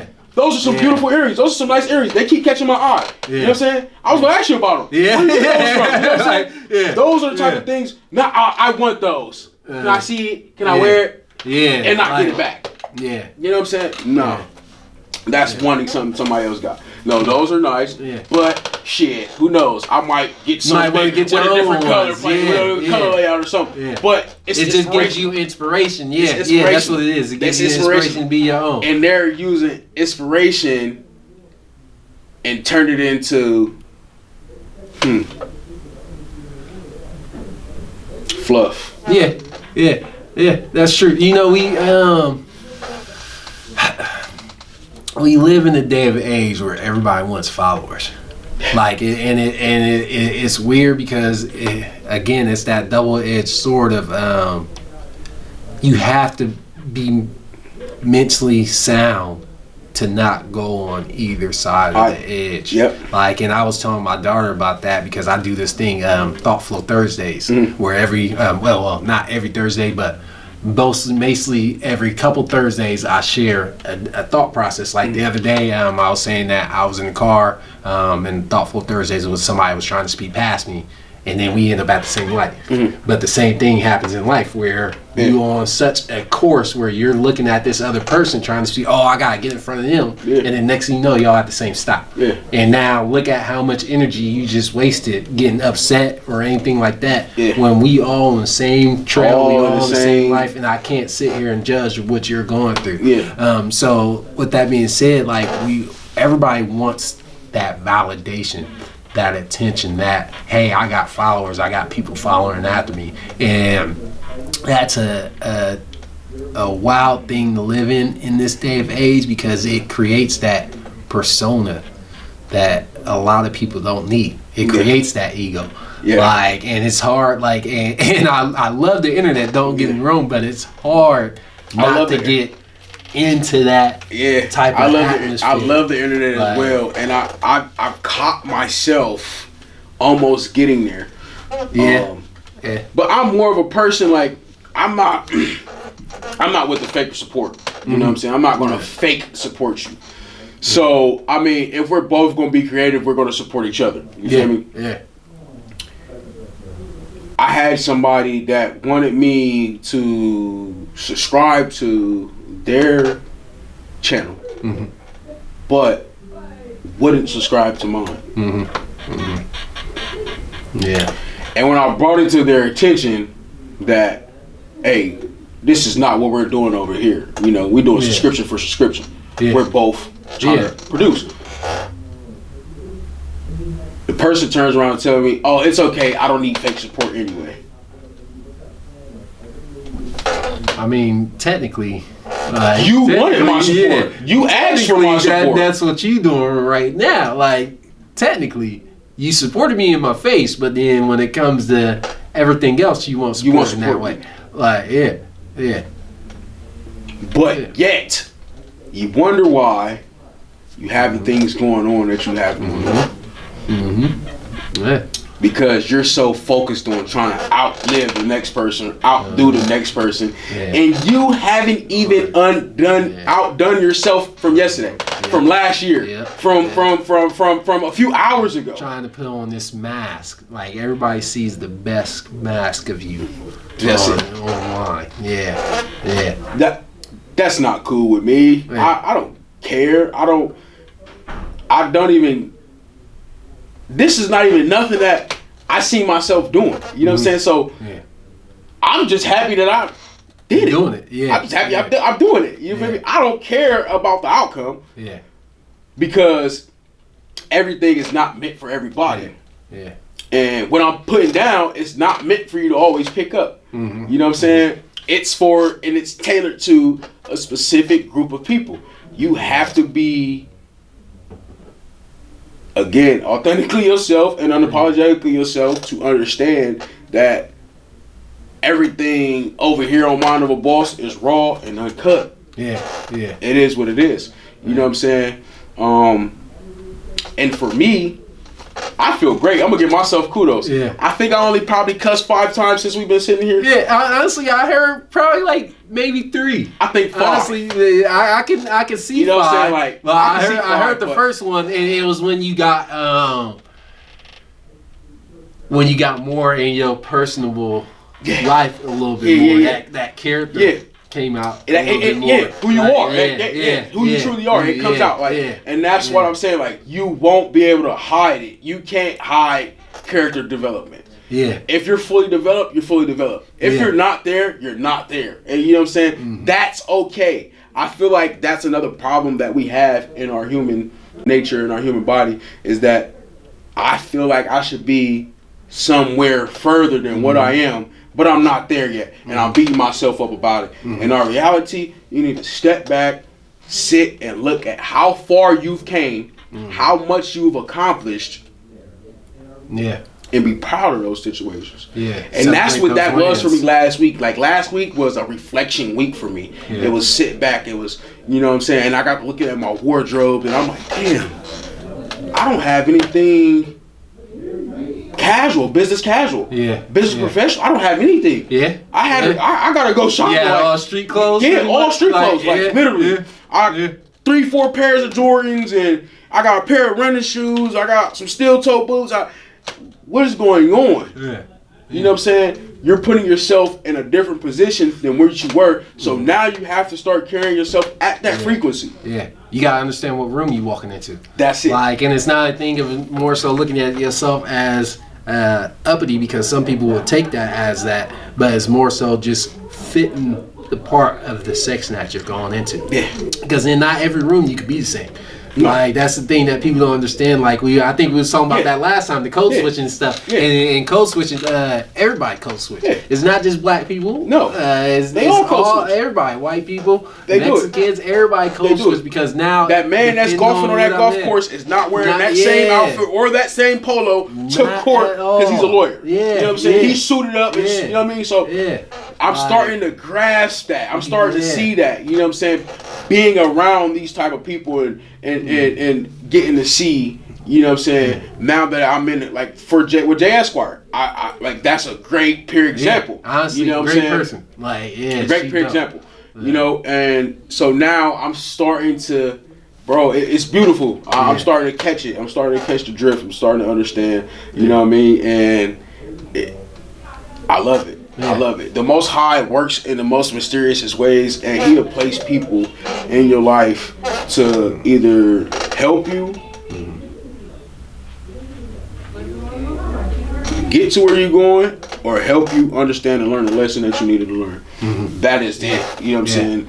And that's what growth. That's all it is. Yeah. And that's what also I want people to understand is that stop looking at the situation for what it is and look at it for what it was. Yeah, you might have got hurt in that situation. Your feelings or emotions might have been hurt, but you might have needed that hurt, because what did that hurt open up? Yeah. What did that button push of your emotions do for you? How are you gonna conduct yourself the next time?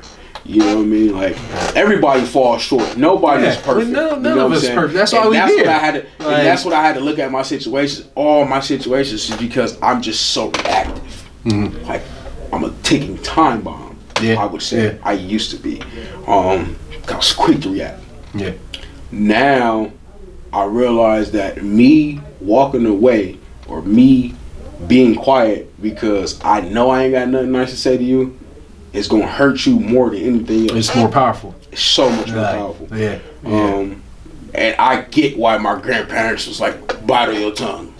Bridle your tongue. Bridle your tongue. When I started looking at what a bridle was, I'm just like, I'm not bridling my tongue.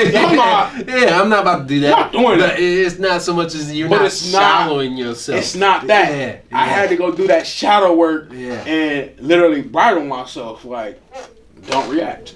The bridle is to stop the horse from reacting to certain things, to maintain the control of this huge animal, and to make sure that we both get about the situation safely. So it's like, all right, cool, I get it. Like, but it takes me to turn things and really assess them and put them in my own wording or essence to see how I can use it for a puzzle piece. And go from and go, like, literally, and go. That's why another reason why I started this pod, bro. I got so many reasons why I started this pod. It's beautiful. But it started with a purpose, though. It's all a purpose. Because it wasn't a thing, like you said. It wasn't about. It wasn't one specific attention thing or anything like that. It was more so the purpose of creating something that's for the betterment of life. That's it. The betterment of life, bro. And I feel like it starts with men.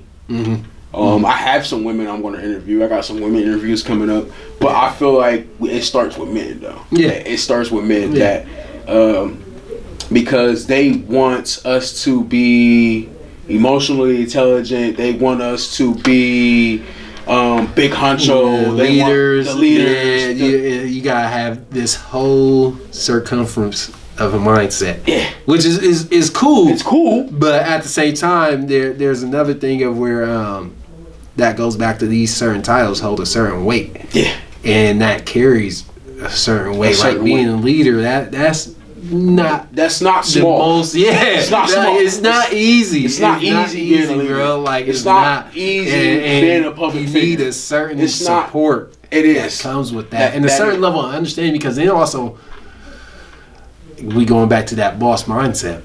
A lot of people don't understand the focus and the consistency.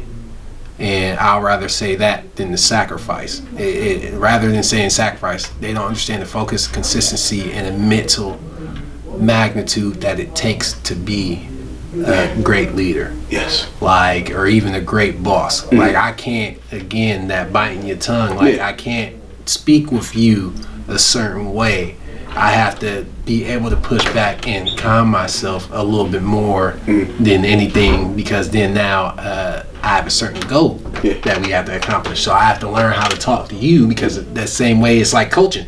I can't coach this kid how I can coach you. Sure. I can yell at this kid and it lights a fire under this kid. But then, like, I have to talk softer to this kid. Yeah. Like, and if I talk soft to this kid, they're gonna be like, whatever. Like, so I have to figure out a certain way to navigate with these people, and that's a lot of switching mindset. Yeah, and people don't understand. That's coding. Like, and then with women too as well. And it's no offense to them.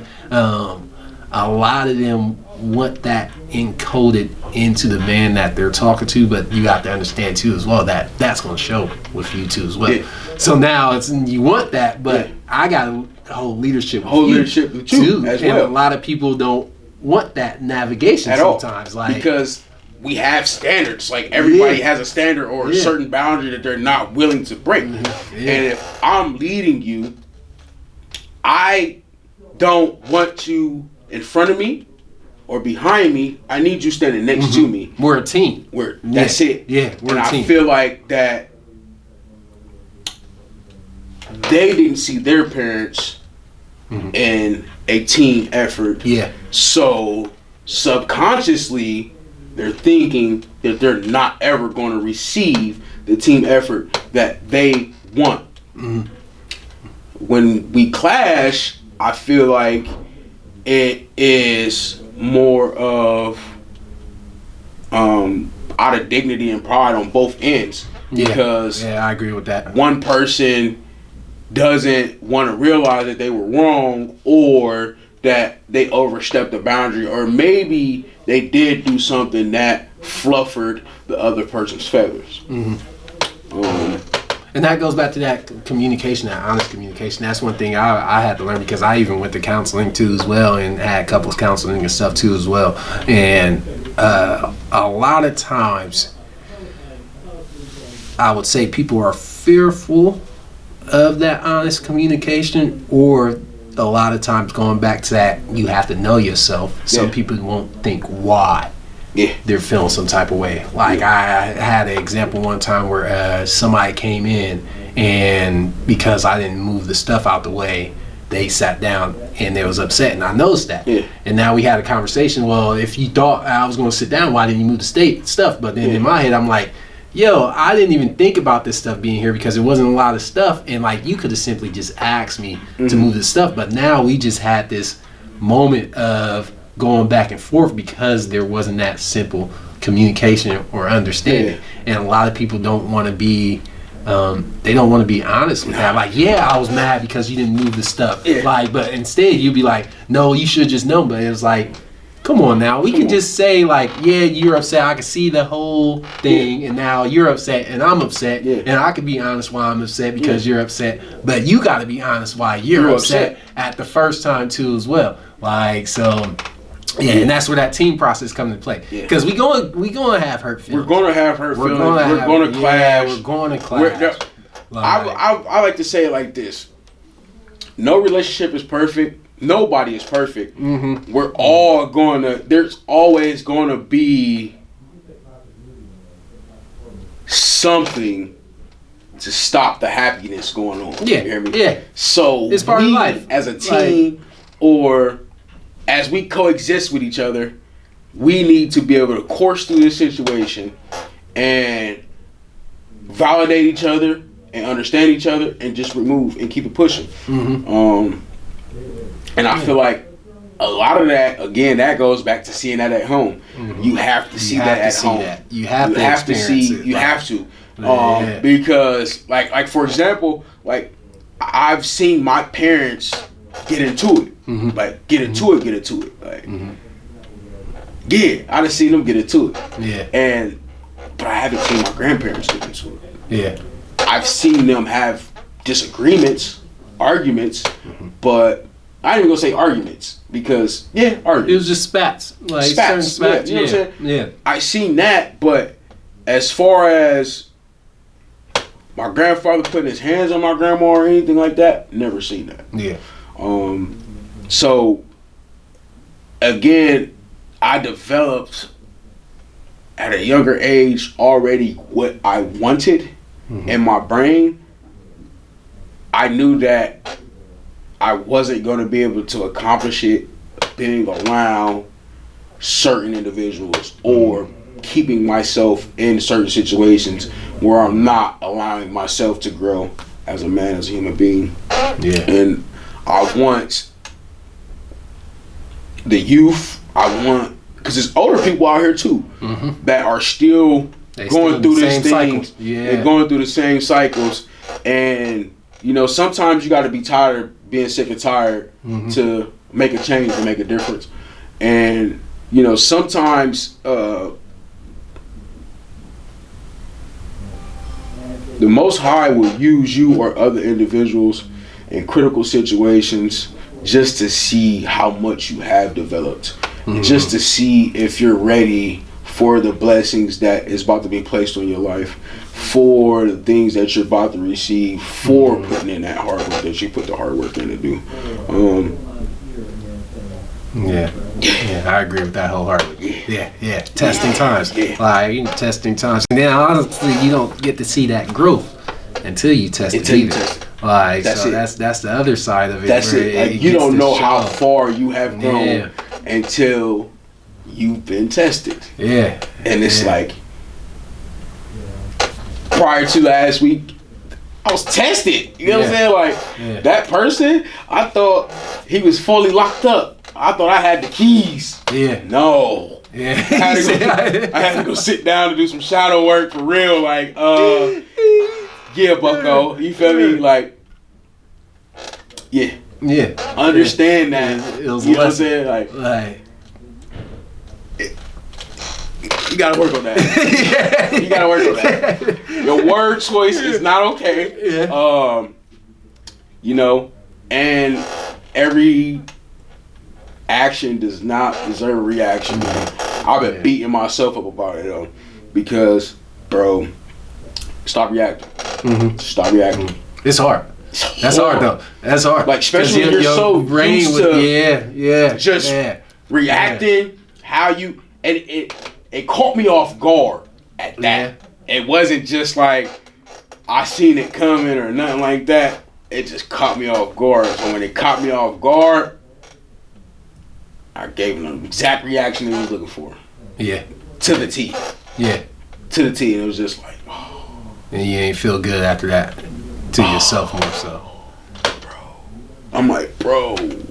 Yeah. What are you doing?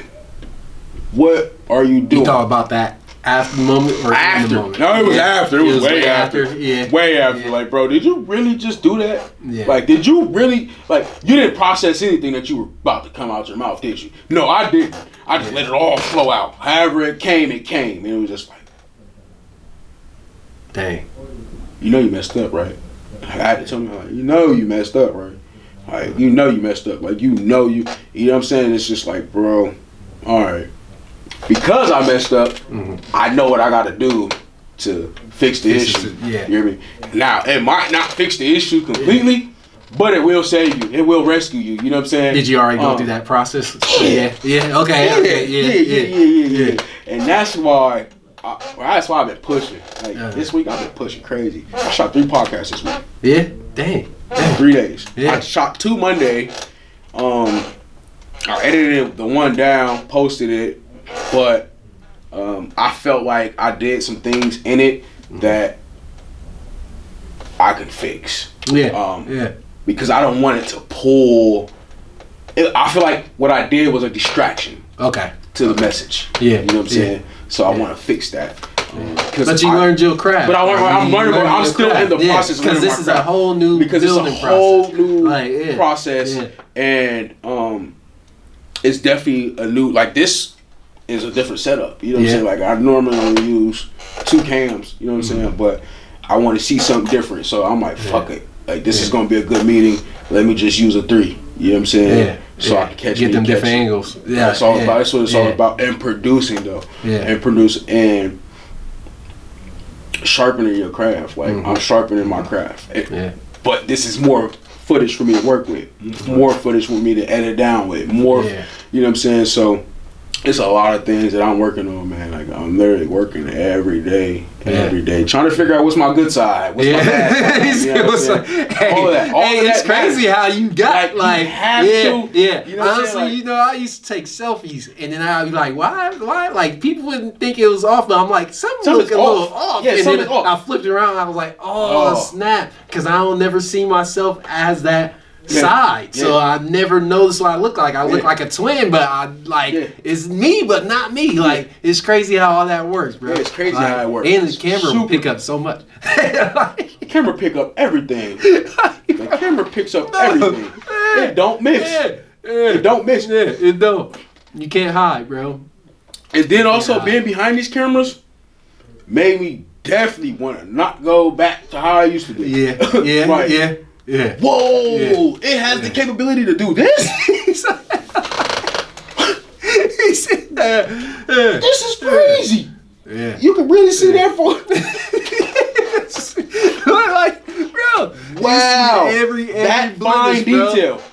That's some fine detail back there, and I'm like, oh man. Yeah, no, I'm cool. I'll stay in the media. Yeah. I'll stay in the media world. I'll stay in the media world. You know what I mean? I don't even care. I'll stay in the media world. But yeah, man. You got any questions for me? I think I kind of asked him while we was going, so we can move on to the next one. Oh yeah, let's do it. Because we've been flowing and I've been asking so like, we flowing. Yeah. Like, but I love conversation, bro. Like that. And that's the whole thing. Like, that's the whole thing. Like, again, this is just the beginning. Like, this is only the beginning, because you got plans. I got plans, man. Yeah, I got plans. Like, it's all right. Because I got so much dark humor. You know what I'm saying? And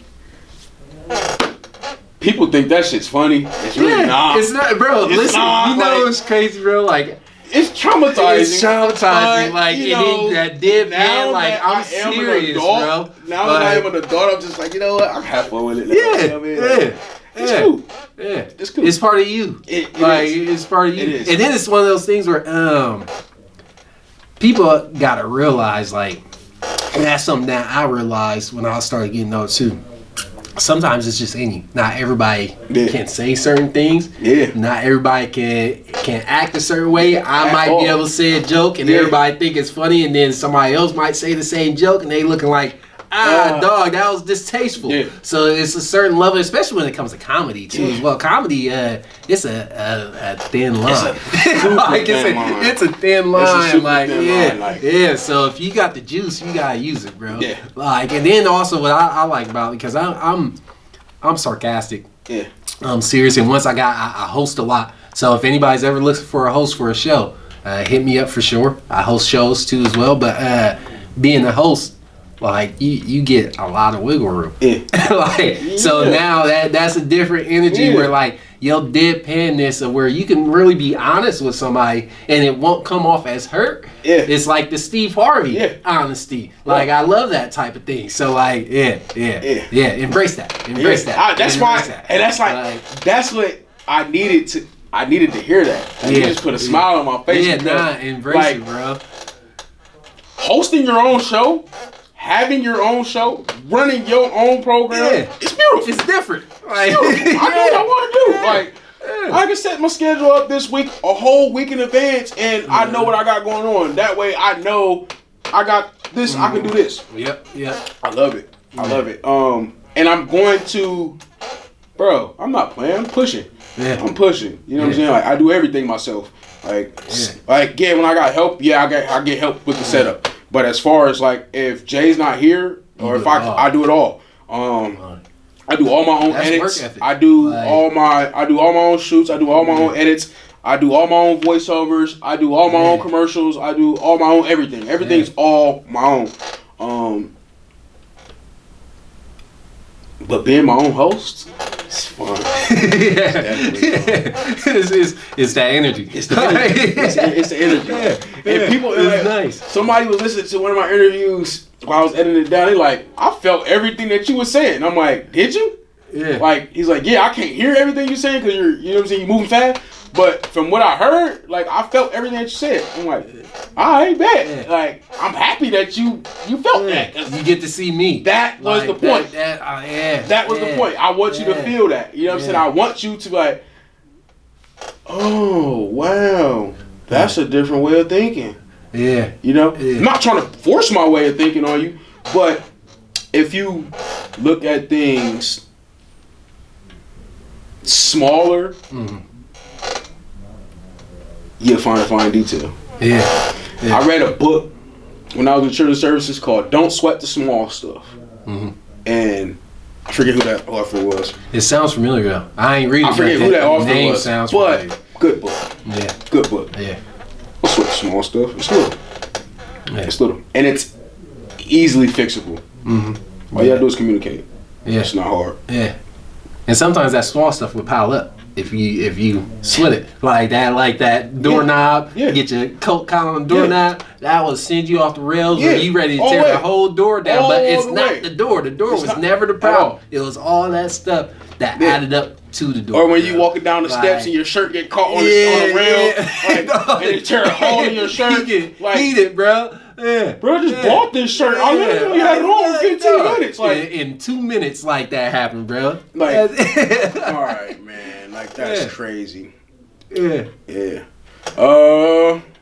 You want to answer another question? Hey, I love it, bro. I'm here. What time is it? It's 12:16. We got a little bit of time if you want to. How many? I did 3 questions so far. I think, yeah. Yeah, so I'm here. But we done had so much good dialogue, man. You feel me? Want to do 1 or 2 more? One last. What you got time for? 1 or 2? Let's do 2. All right, let's do 2. Just make it give you.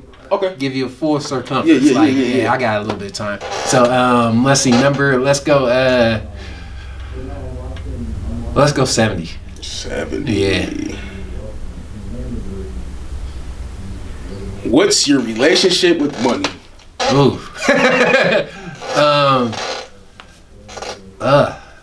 Me and money got a love-hate relationship.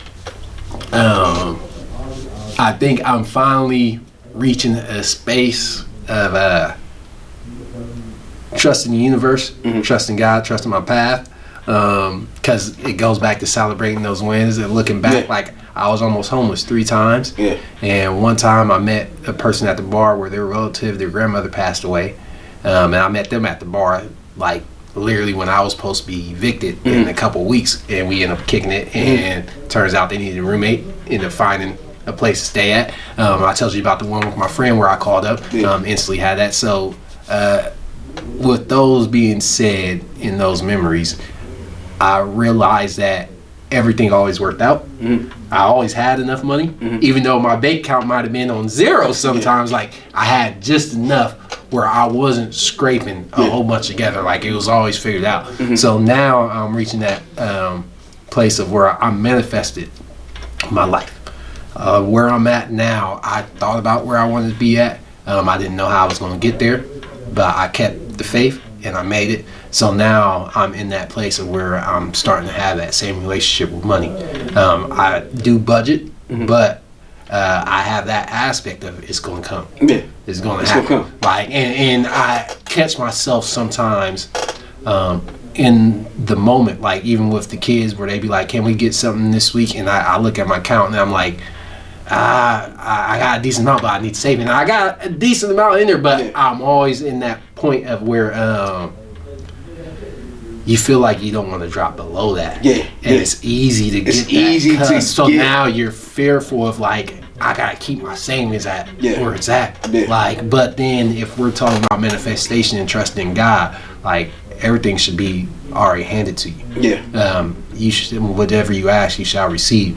So with that being said, when they ask me that, my first instinct is be like, nah, we can't do it, we gotta wait next week. But then I'll go look, and then like I'll start fighting with myself, and I'm like, all right, I could spare like $30-$40 though. Yeah. Like, because now if I'm sweating over $40, like how can I like I'll be sweating over $200. And people who are rich, they ain't sweating over $200. Like, so now I can't be sweating over $10-$20. Right. And changing that mindset that allows more money to flow into your life, because now you're not looking at your lack, you're looking at the abundance. So my relationship with money right now is trying and continuing to find that abundance in money. Yeah. Like even to the point where I wrote a manifestation check. Mm-hmm. Like I wrote a check out to myself. I won't disclose the amount, but I wrote it's a hefty figure. Yeah. And I heard people saying that they did that. Like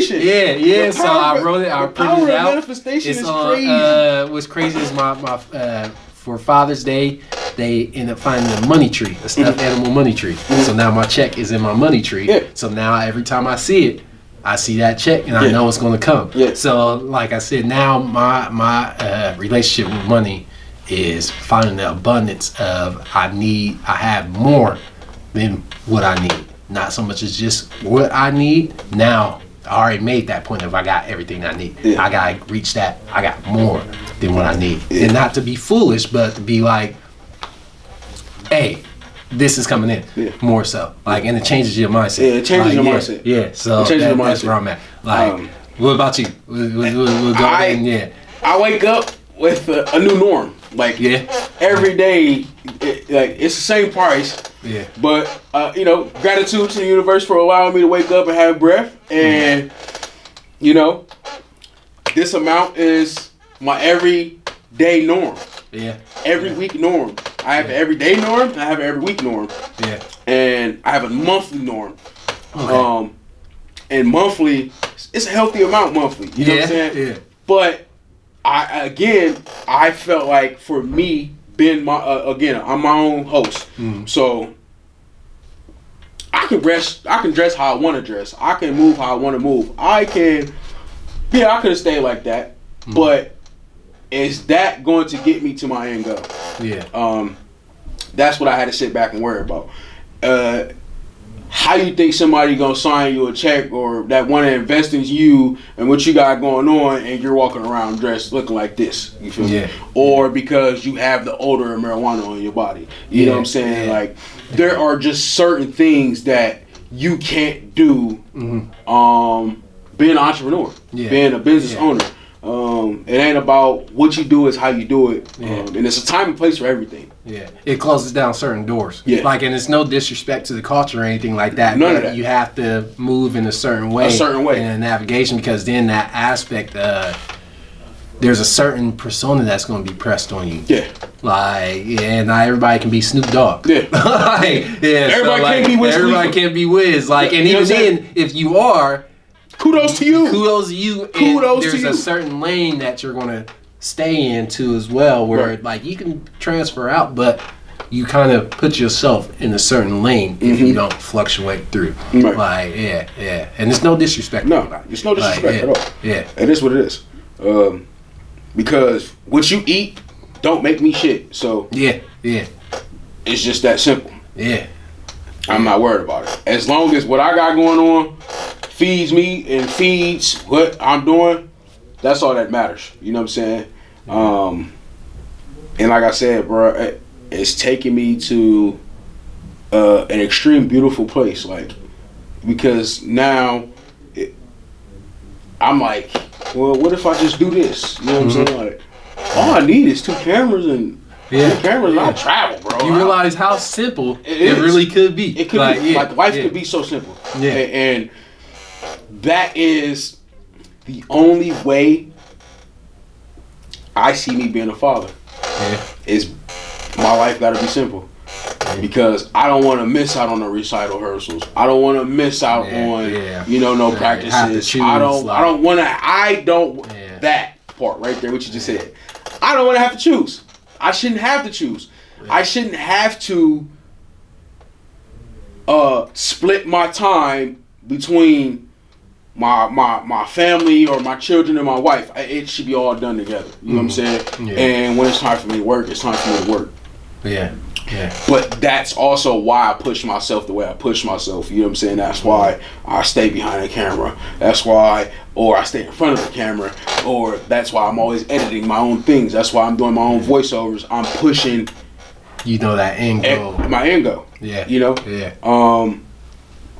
Because simply me being at home and putting some cameras up in the kitchen and just cooking and recording that and editing that down will do it.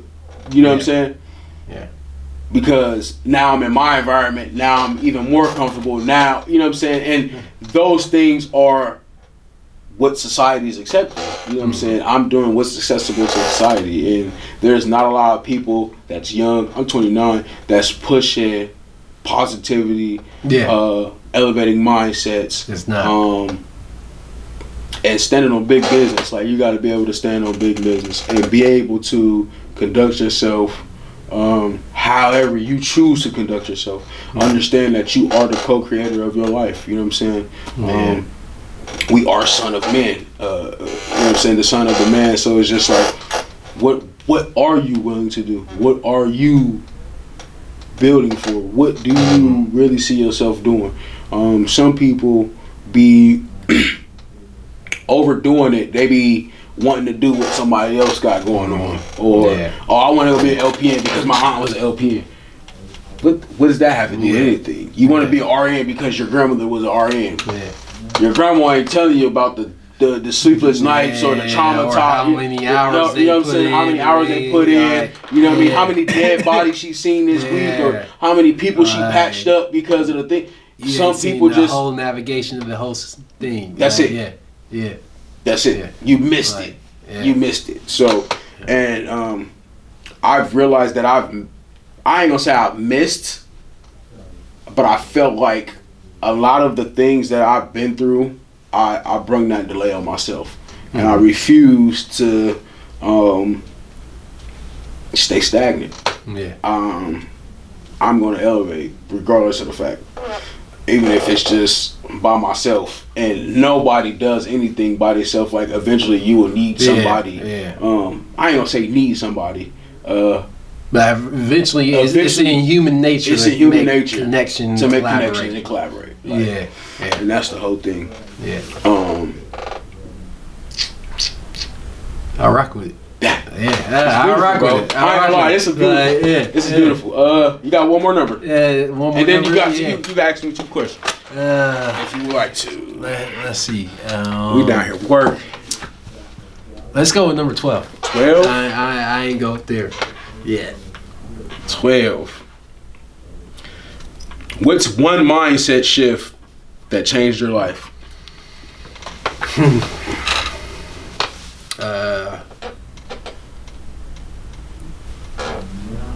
So, okay. I'll give a quick story.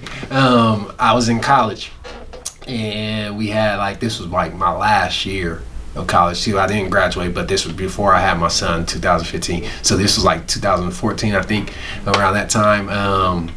I was in school, and we had some extracurricular activities that we were doing. I was definitely on some shrooms at that point, and this was around the time where Facebook was still asking what you doing, and you would tell Facebook what's going on.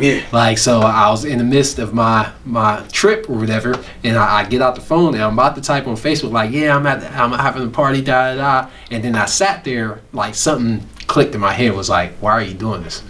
What's the incentive? What's going on? And then I started thinking, I was like, nobody's really looking at your stuff, and it wasn't in the way of downplaying myself. It was just in the way of why are you feeding and giving this information to online when it's not like people are really coming over? You can hit them up personally if you want them to come over. So why are you showing that you're partying? What lifestyle are you trying to live up to? What are you doing? And then I literally took a break and I posted Danny Phantom, the Ghost Kid. I posted that on my Facebook and I said go on Ghost, and I took a 3 to 4 month break from social media, and that was one of the best things for me too as well, because then that's when I started. Granted, I went through depression around that time too as well, with leaving school and everything like that, but I started manifestation and trusting in God. Everything should be already handed to you. You should, whatever you ask, you shall receive. And then I started thinking about it. Dang, that means that my day was bad. It's just not too bad. You see what I'm saying? And I'm literally, dang, I had to start changing the way I talk about myself. I had to stop saying I'm fine, to the point where I'm fine was not even in my vocabulary anymore. Cause like I realized, and I ain't even gonna lie, I left that session. I didn't go back.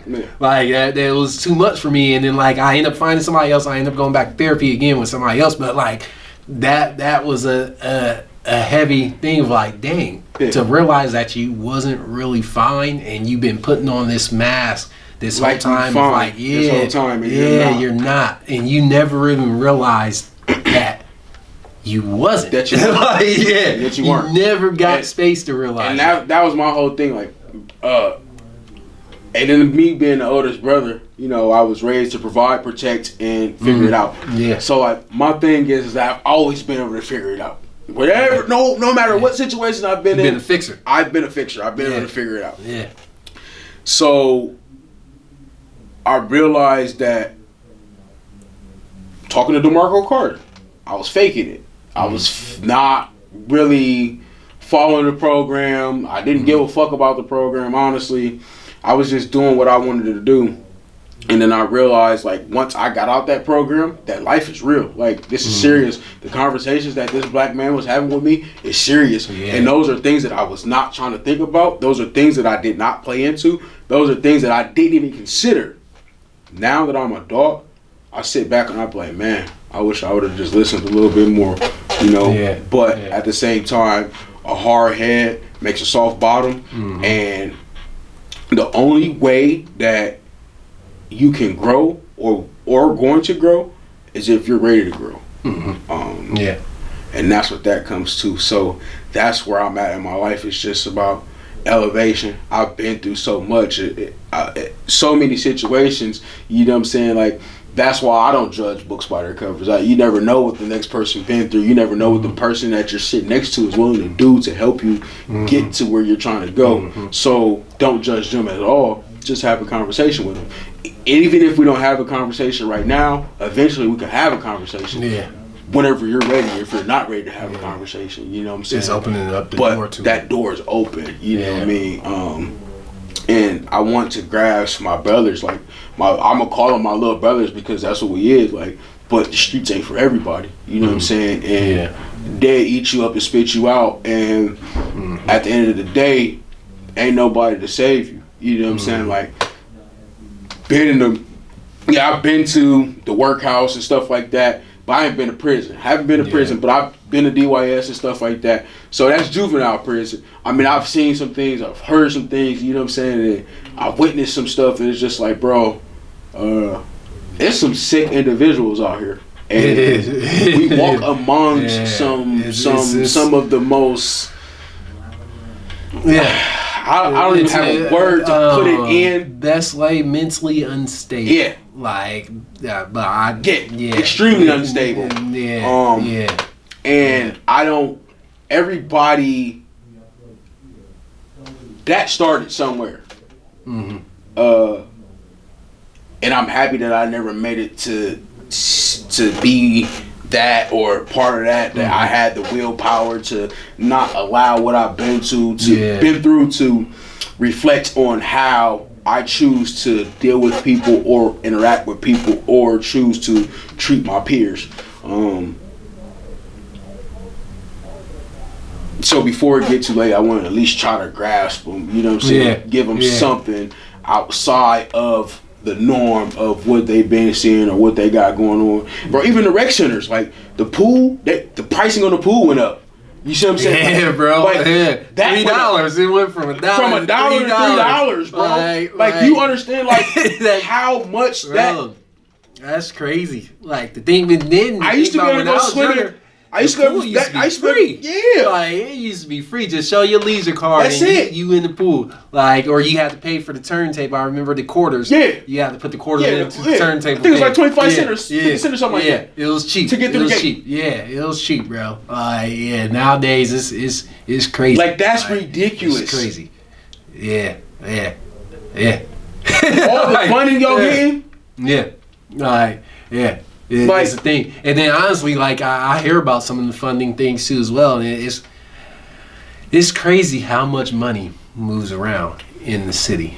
Like, and it's crazy to think about, like, of course we all want to live comfortably. Yeah. Of course we all want to be wealthy, but you do have to sometimes ask yourself, like, let's just say if 5 of us is making $2 million, you mean to tell we can't take a little portion out? And this is $2 million after taxes. You know what I mean? Like, so we can't take a portion out to like kind of give back, especially when it's going to recuperate too as well. Because that's the other thing that I noticed with some of these things. Some of these programs need funding, but then there's a lot of programs out people here that help, that are helping, that are giving. Just because you're doing, they are helping. So like, just because you're holding this, I will feed everybody. Just give me a number of how many people we need to feed. People will do that. Like, and don't get me wrong, there's people out there that are doing it. But then there's a lot of people out there that it's a lot of people out there that you would think would do more. You would think that would do more, and they're not doing anything. But yet, you have the audacity to walk past somebody and judge them. Yep. And then some of these people being in the same position too as well. That's what's crazy when like people reach a certain pedestal, and it's like, I got it out the mud, you gotta get it out the mud too. Yeah, like it's crazy. It's like and it's no like there's a difference than setting a certain standard. Like, you don't have to really give somebody 2 hands to help them up, but you can give them a hand. Like, you can give them even information or something like that. Where you ain't got to be anything so to lead them.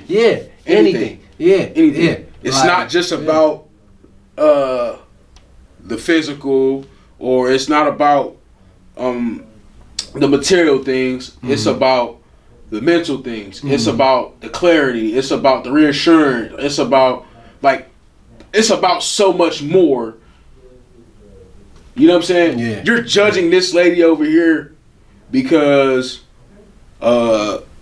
she got a lot of kids or whatever the case may be, and ain't no dads active in her life. You feel me? You're more worried about why the dad is not active than what the hell the dad did to this lady. Or even what she went through to make her come to this conclusion of going with something man.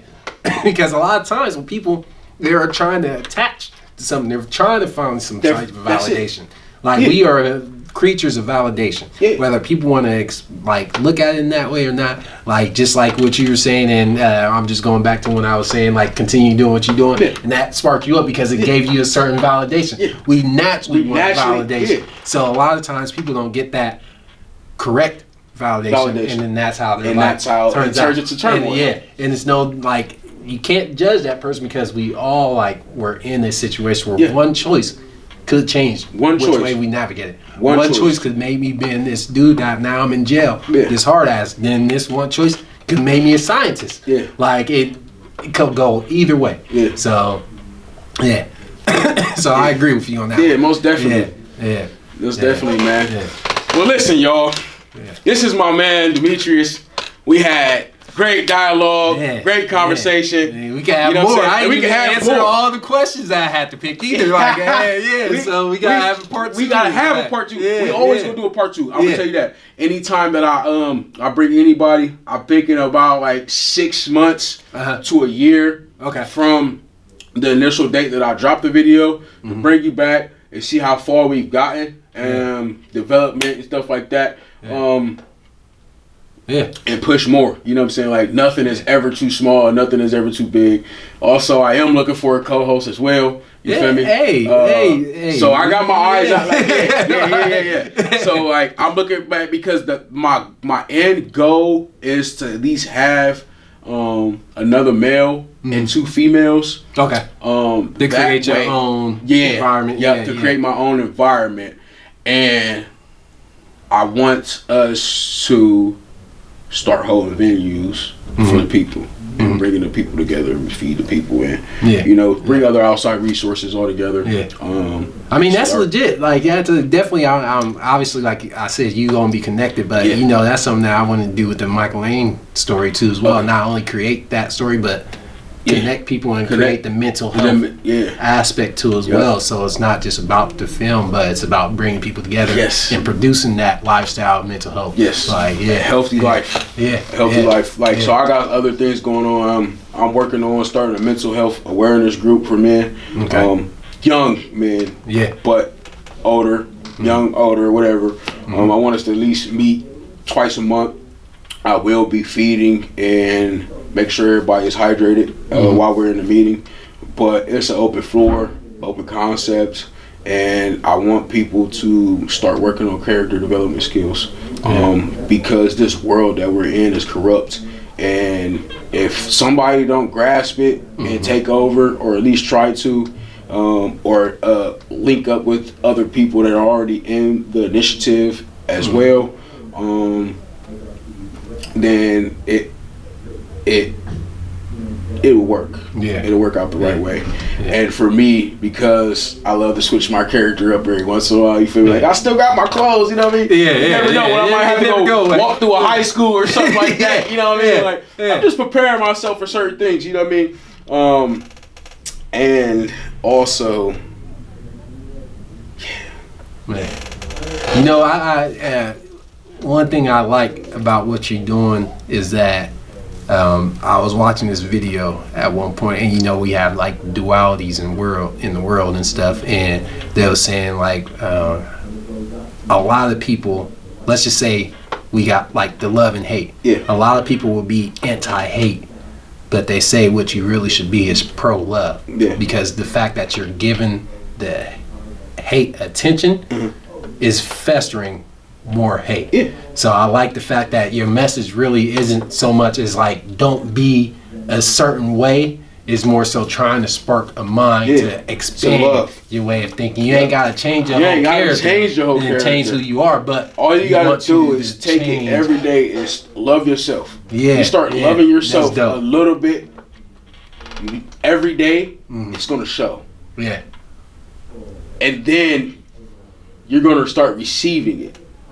It's a mental thing first. Mentally, physically, and then physically. That's why it's mind, body, spirit. You know what I'm saying? That's clean. That's why it all clicks together, bro. Like, because at one point in time, bro, I didn't love myself. I didn't see myself being anything. My mother, because the things that my mother was reflecting onto me. Bitch, you ain't gonna be shit. You ain't gonna be shit. You gonna be just like your dad. Like, you know, you internalize that. You internalize that. And every time you get mad, that's the first thing you say to me. You dumbass nigga, you ain't gonna be shit. All right, well, I'm probably a dumbass nigga. You feel me? And for a long time, I felt like I was a dumbass nigga until I started using my words. Until I started articulating the things that I want and being peculiar with the things that I needed in my life. And people are looking at me like, oh, wow, you can talk like that? Like, you have those type of vocabulary? Like, you carry yourself like that? Don't judge this book by its cover. You know what I'm saying? Like, and that's what this whole week has been here in this building. You know what I'm saying? Don't be mad. Be glad. Press the seal wrap, because I ain't pressed or sealed. I'm wide open. That's clean. Oh, wide open. But listen, y'all. This concludes the Mind of a Boss with K3. And the question I got for you guys is, who are you becoming? Y'all stay blessed. And if you have not liked, shared, or subscribed to this podcast, where it goes down at, you need to do that, man, because I don't miss. I'm going to hit it every time. I'm glad to be here, man. I'm glad we had the conversation that we had. Sorry for the sweaty hands. You good. You want to put this out?